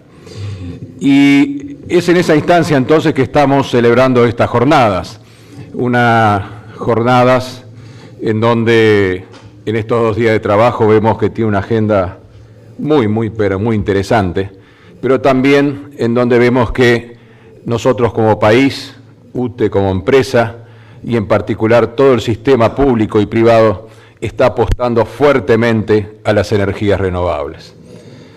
Sin ninguna duda el mundo vive este triple problema que es uno solo y es varios a la vez, de crisis económica financiera, de crisis alimentaria y también de crisis del modelo energético y del modelo ambiental.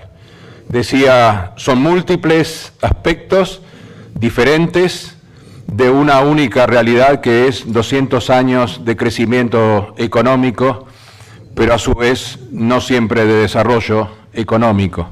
200 años de mayor población en la Tierra e incorporación de vastas capas sumergidas al consumo mundial, donde aún restan enorme cantidad de gente, lamentablemente, fuera del sistema de consumo exagerado, pero necesario para la calidad de vida.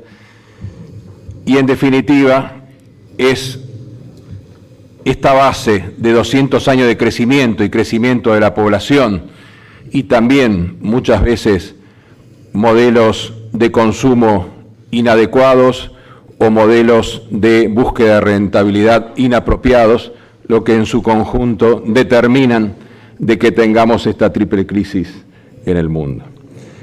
Uruguay la enfrenta en el plano económico-financiero con la máxima prudencia, sabiendo que ha tenido varios años económicos muy interesantes, de crecimiento, pero también de desarrollo económico, porque ha aumentado la justicia social.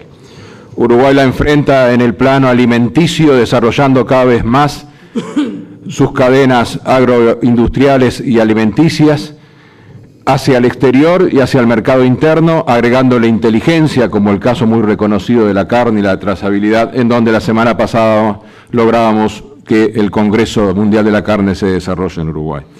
Y Uruguay la enfrenta con un plan en el aspecto ambiental y energético, la enfrenta con un plan de desarrollo fuerte de las energías renovables, que vez a vez que revisamos cuánto puede ser el potencial de esas energías para el país, la vamos incrementando.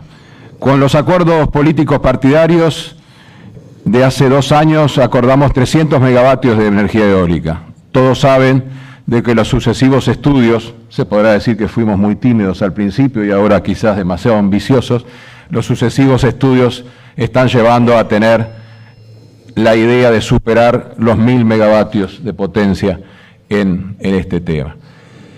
No es el único elemento de energías renovables que estamos trabajando, no es el único elemento energético, porque también esto tiene que ser acompañado y es acompañado por mayor energía disponible, fija, y por sistemas de interconexión que aseguren la optimización del sistema. Para eso estamos trabajando, por ejemplo, con Brasil. Pero en definitiva es en el marco eólico, asumiendo las ventajas de nuestro país en ese tema, las ventajas del viento, las ventajas de la seguridad jurídica, las ventajas de nuestros técnicos y las ventajas de nuestra gente en todos los sectores públicos y privados, que pensamos de que esta apuesta tan necesaria para que el país, por un lado, aporte a la humanidad una mayor cantidad de energía limpia, que esta apuesta tan necesaria para el país, por otro lado, para que las inversiones sigan viniendo, como, bueno, ayer se anunciamos que teníamos otros récords de aprobación de inversiones en el Uruguay. Tan necesario entonces para que el corto plazo y el largo plazo se conjuguen armónicamente en lo que es la estrategia energética. En este sentido, entonces, es que felicitamos a todos los participantes y le deseamos en esta apertura el mejor de los éxitos. Y sepan entonces de que las energías renovables en particular y las energías en general son el objetivo que en un par de años seguramente tendremos una matriz muy modificada, como fue el objetivo y está marcado en los PowerPoint de su momento, año 2015, matriz energética, 50% de energías renovables. Muchísimas gracias.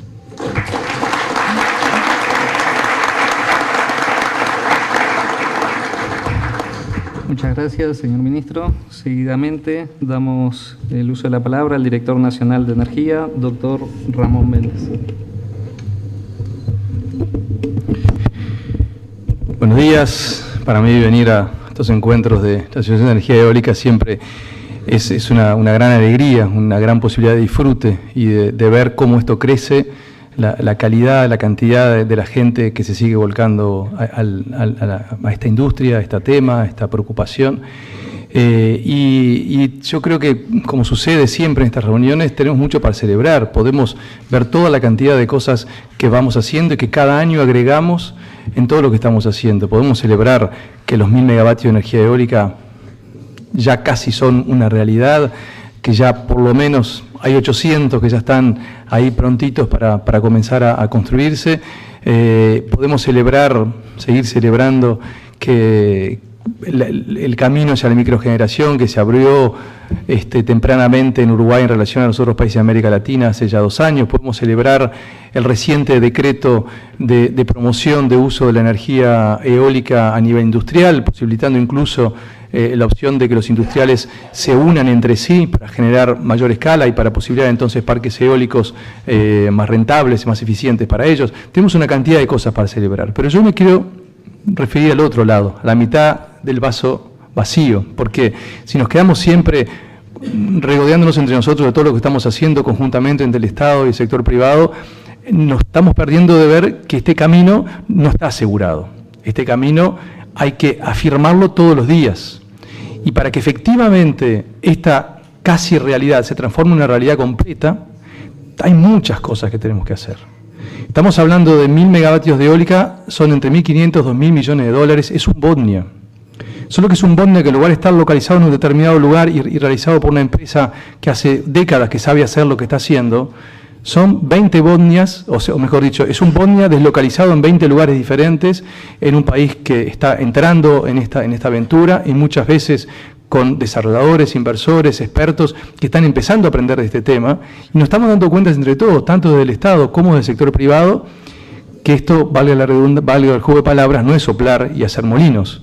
Realmente implantar parques eólicos y todo lo que eso significa desde el punto de vista ambiental, desde el punto de vista territorial, desde el punto de vista financiero, desde el punto de vista de diferentes aspectos técnicos, no es un tema sencillo. Es un tema que tenemos que acompañarlo todos los días, tenemos que pelearlo todos los días, como para tener la certeza de que todo ese andamiaje de temas que tienen que ponerse todos juntos para lograr la meta común, que es que antes del 2015 tengamos 1000 megavatios efectivamente plantados en nuestro territorio para que se pueda cumplir esa meta. Yo lo que quiero decir brevemente para terminar es que el compromiso nuestro, y que hago público frente a ustedes, es desde nuestra Dirección de Energía, desde el Poder Ejecutivo, cuente con nosotros para ser los socios más entusiastas, para poder lograr el objetivo no solamente del 50% de energías renovables en la materia de 2015, cerramos el año pasado con 48%, 48,7% ya estamos, sino fundamentalmente poder alcanzar esa meta tan deseada para todos nosotros de tener los 1000 megavatios funcionando antes del 2015. Muchas gracias. Muchas gracias, doctor Méndez. Y le sigue en el uso de la palabra el presidente de UTE, ingeniero Gonzalo Casaravilla.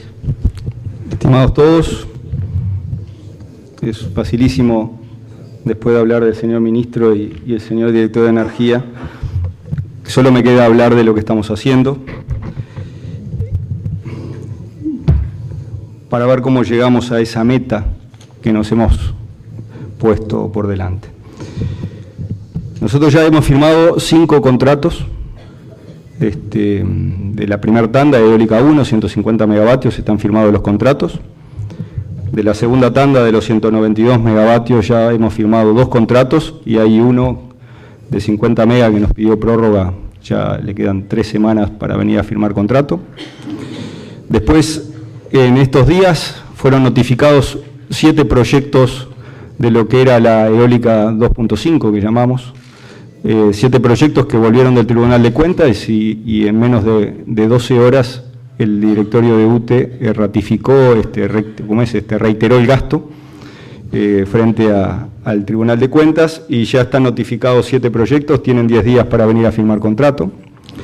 Hay 2 proyectos de ese paquete de 7 que le estamos dando la información respecto a los costos de conexión y los 10 días van a empezar a correr a partir de algún día de la semana que viene. Y también estaríamos en condiciones de firmar contrato. Evidentemente, con eso estaríamos hablando de que esos 9 proyectos son 438 megavatios más. Después, también el jueves pasado mandamos al Tribunal de Cuentas y ya entró ayer en relación 2 proyectos más de la última camada, son 100 megavatios más.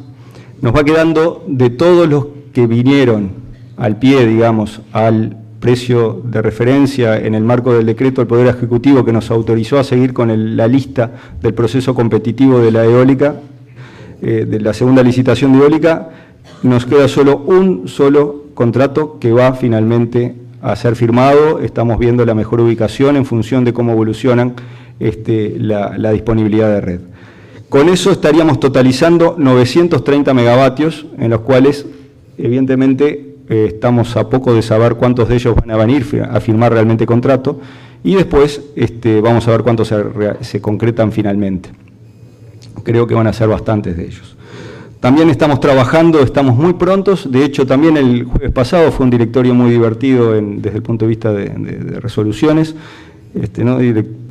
Quizá no es divertido, no sé si son divertidos los directorios, pero sí trabajamos bastantes y también resolvimos seguir adelante con un leasing que teníamos previsto en una colonia de colonización por 70 megavatios y estamos trabajando muy fuerte con Electrobras a los efectos de hacer una alianza estratégica y construir entre 100 y 120 megavatios también en predio de colonización. De hecho, la semana que viene me estoy yendo en el marco de la reunión Río +20 a firmar un acuerdo complementario con la gente de Electrobras. Si hacemos la suma de todo eso son 1.100 megavatios, que junto con los 110 megavatios que ya tenemos entre los parques que hoy, los 40 que están en funcionamiento y los contratos que venían con las ampliaciones que hubieron que venían de antes de la eólica 1 y eólica 2, estamos hablando de 1.210 megavatios. Eso, diríamos, ya casi que tomamos todas las resoluciones respecto a esa meta. Ahora lo que tenemos que lograr es que las cosas pasen. Tenemos que lograr que vengan a firmar los contratos. Muchos de esos contratos que ahora están, que tienen 10 días, capaz que ni siquiera han presentado el permiso de generación en el Ministerio. Por supuesto, el Ministerio el otro día, cuando entró un permiso de generación, lo sacó en tiempo récord, me consta, y el presidente lo firmó en el día. O sea que de todos los lugares están haciendo los mejores esfuerzos para que las cosas pasen a la velocidad más adecuada. Yo quiero terminar diciendo que, de hecho, aquí está presente gran parte del equipo técnico de UTE que está tratando de que estas cosas pasen. Ustedes muchas veces podrán tener la percepción de que justo a mí me está pasando, que se me demora, o justo a mí. Estamos haciendo todo lo que está a nuestro alcance a los efectos de que justamente estos proyectos avancen, y como siempre decimos, lo que importa no es quién ponga los molinos, sino que los molinos estén. Puesto el Uruguay necesita esa energía, es la energía que nos va a dar, digamos, una mejora en lo que es nuestra matriz energética, no tanto por el tema del ambiental, que es importante, sino por un tema de costo. La energía eólica de Uruguay no llega porque es fashion y porque está bien y porque es linda, no, llega porque hicimos una optimización, y la optimización indica que junto con la biomasa, junto con la disposición de gas natural y la planta regasificadora asociada, con el ciclo combinado que estamos construyendo, con las máquinas térmicas que tenemos hoy que también funcionarían porque son bicombustible con gas natural, todo ese mix es el óptimo país, que nos va a bajar los costos, nos va a bajar la vulnerabilidad y nos va a tener además una matriz sustentable, que además el 50% de toda la energía renovable es bien interesante, pero en el sector eléctrico va a ser más del 90% energía renovable. Por tanto, realmente vamos a estar en los top 5 o top 10 de las listas en las cuales figuran los países que se destacan en cuanto a este aspecto. Y de vuelta, no porque fallo, sino porque es lo que nos sirve para nosotros. En el Uruguay nos sirve una central en la base de 500, 600 megavatios, con cualquier combustible, imaginen carbón, no sirve, por cómo son nuestros recursos naturales, por cómo es el agua que tenemos, por cómo es el viento que tenemos, y justamente nuestra estrategia de desarrollo eólica, térmica, gas natural, regasificadora, todo eso es porque es lo que le sirve al Uruguay. Por supuesto que hay en otros lugares del mundo que funcionan algunas otras cosas, porque tienen algunas otras cosas y porque tienen otra característica de su sistema eléctrico y su demanda. Finalmente, quiero terminar diciendo que estamos a disposición para, como siempre insisto, tratar de que las cosas pasen. Gracias. Muchas gracias, señor presidente de UTE, ingeniero Casaravilla. Y ahora damos la palabra a nuestros anfitriones. AUDE, su presidente Eduardo Abeña, y también nos acompaña el vicepresidente Perrucho. A comenzar donde el ingeniero Casaravilla terminó, este asunto de que las cosas pasen como que inaugura una nueva época en la forma de hacer las cosas, porque todos estamos acostumbrados a que los procesos son lentos y no existe eso de que un documento entra y a las horas está firmado y sigue de largo. Eso ha permitido un avance exponencial del tema, y ese avance tiene nombres y apellidos. Así que en nombre de la Asociación Uruguaya de Energía Eólica, por un lado quiero agradecer a las autoridades presentes por estar presentes, pero también por el apoyo que se le ha dado al tema y a la asociación en particular en su trabajo, por estar aquí presentes en esta celebración del Día Internacional del Viento y también en nuestro 3er aniversario. Hemos sido desde lo más general, como en la voz del ministro, hacia lo más particular, con el director de energía y luego con los contratos concretos con el presidente de UTE, tengo acá una carta excusando al nivel aún más general, que es el señor presidente de la República, que fue invitado y en principio iba a concurrir, pero razones de agenda impidieron que así se, saluda y está con nosotros, al menos en la intención. Les decía entonces que ese crecimiento tiene nombre y apellido y queremos materializar el agradecimiento que estaba haciendo en unas placas que reconocen ese trabajo. Quiero comenzar con una placa para el señor ministro de Energía, que debe estar por allí. Por favor, ¿me la pueden alcanzar? No he sabido, me venía peinado.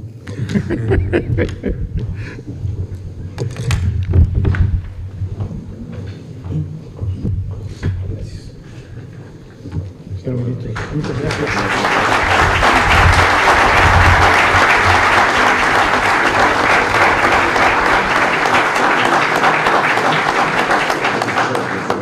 Muchas gracias a usted. Por favor, una placa para el director de Energía, el doctor Ramón Méndez.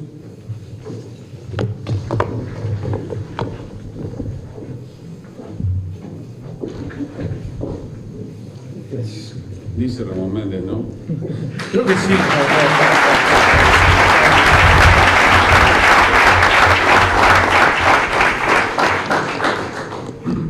Una placa para el señor presidente de UTE, el ingeniero Gonzalo Casaravilla, por favor.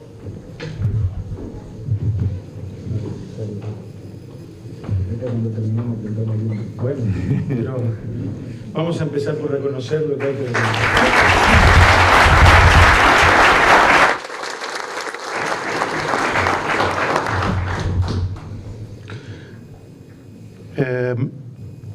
una placa para el coordinador del programa eólico, el ingeniero Jorge Peña.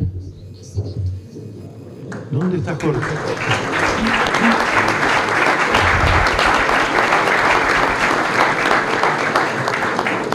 Se demoran porque los actores no sabían que esto iba a pasar. Esto es sorpresa de verdad.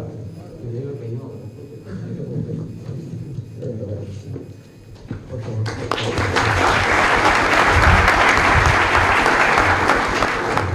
Una placa para el ex coordinador del programa eólico, que debe de estar por acá también.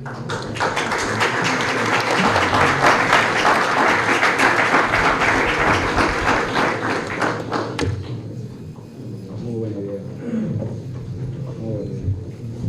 Daniel, muchas gracias por todo.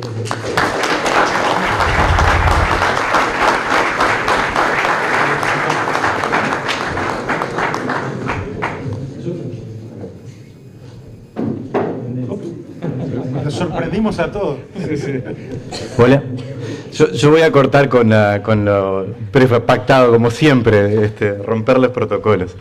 Yo quiero que, desde el principio tuve la impresión de que el día de hoy era un poco, si no se explicitó bien, era un poco una despedida. Eduardo desde el principio no lo dijo, pero termina su gestión y él tiene decidido no ser más presidente de AUDE en la próxima gestión. Yo quisiera agradecerle a Eduardo. Algunos sabemos que está en una situación personal muy, muy complicada el día de hoy. Agradecerle que esté con nosotros. Agradecerle desde el principio haber sido quien tiró la idea de crear AUDE y haber sido un pilar fundamental y vocacional, además. O sea, es un caso especial, lo he tratado de destacar muchas veces. Es una persona que ni laboralmente ni comercialmente está muy vinculado inicialmente al tema eólico, a pesar de tener algún emprendimiento también ahora. Sin embargo, ha sido uno de los pilares y que siempre ha estado apoyando este proceso. Y quien se merece un aplauso muy largo es él por la gestión que ha tenido en AUDE.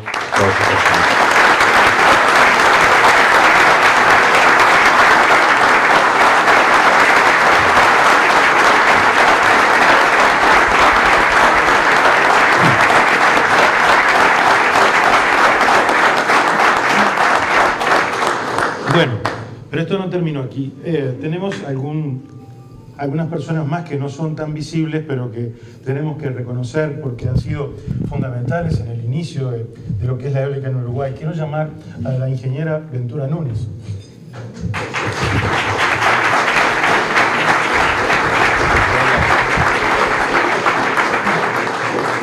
Creo que todos coincidimos que la ingeniera Núñez es la mamá de la eólica, porque papás hay muchos, pero ella es la mamá. Así que como madre corresponde ser reconocida. Por favor, ingeniera.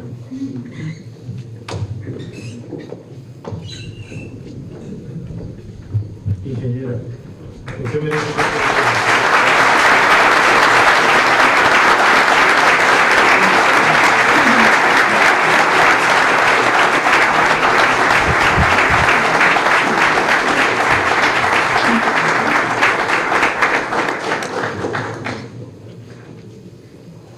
Como es la mamá, es la más felicitada.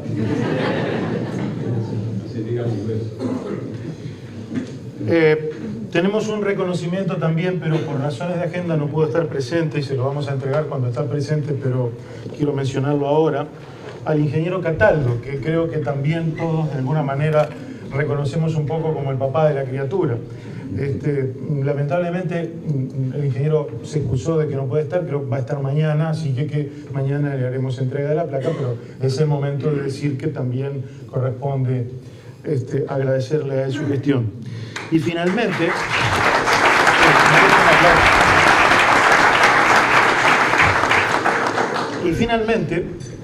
hay otros actores que no son tan conocidos. Cuando se firmó el acta de Puerto Sánchez, donde se creó la asociación, mañana va a ser 3 años, una de las personas presentes es como tiene un apellido complicado, lo voy a leer, Henry Armand Kohn. Henry, hoy le estamos haciendo un reconocimiento porque es el primer socio fundador que ya no está presente entre nosotros. Entonces entendimos que correspondía reconocerle. No sé si vino gente de la empresa, porque me estaban viniendo de la Argentina a recibir esta placa, y por lo que estoy viendo, como nadie dice yo, se ve que todavía no llegaron. Los socios de Henry van a venir a recibir la placa, supongo que se la entregaremos esta tarde, pero queríamos también hacer un reconocimiento a esta persona que, bueno, colaboró en las primeras horas de la eólica, pero ya no está con nosotros y corresponde ser reconocido. Lo dije al principio, me tengo que ir, pero quiero, antes de irme, sobre todo reconocer también la labor de Edgardo, para quien pido un aplauso.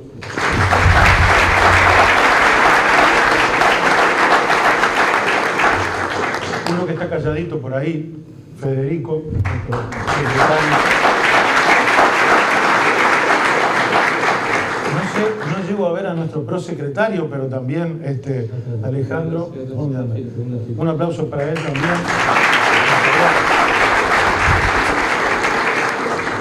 Nuestro tesorero, ¿dónde está Chávez? Se fue con la plata. Bueno, está por aquí, por favor, un aplauso para nuestro tesorero. Y para el final también dejé a la mujer, a la mamá de todo este asunto, a la mamá, no de la eólica, sino de estas jornadas, que es nuestra profesorera, Patricia Rampoldi, nuestra coordinadora general, que también debe andar por ahí.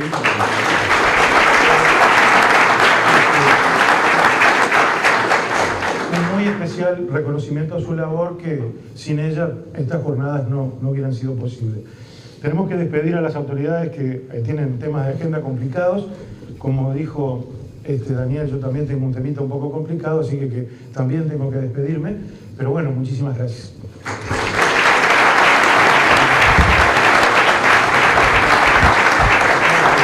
Bien, muchas gracias a todos. Damos por cerrada esta segunda plenaria y los esperamos a todos después del mediodía a las 14:30 puntual para seguir con la actividad. Muchas gracias.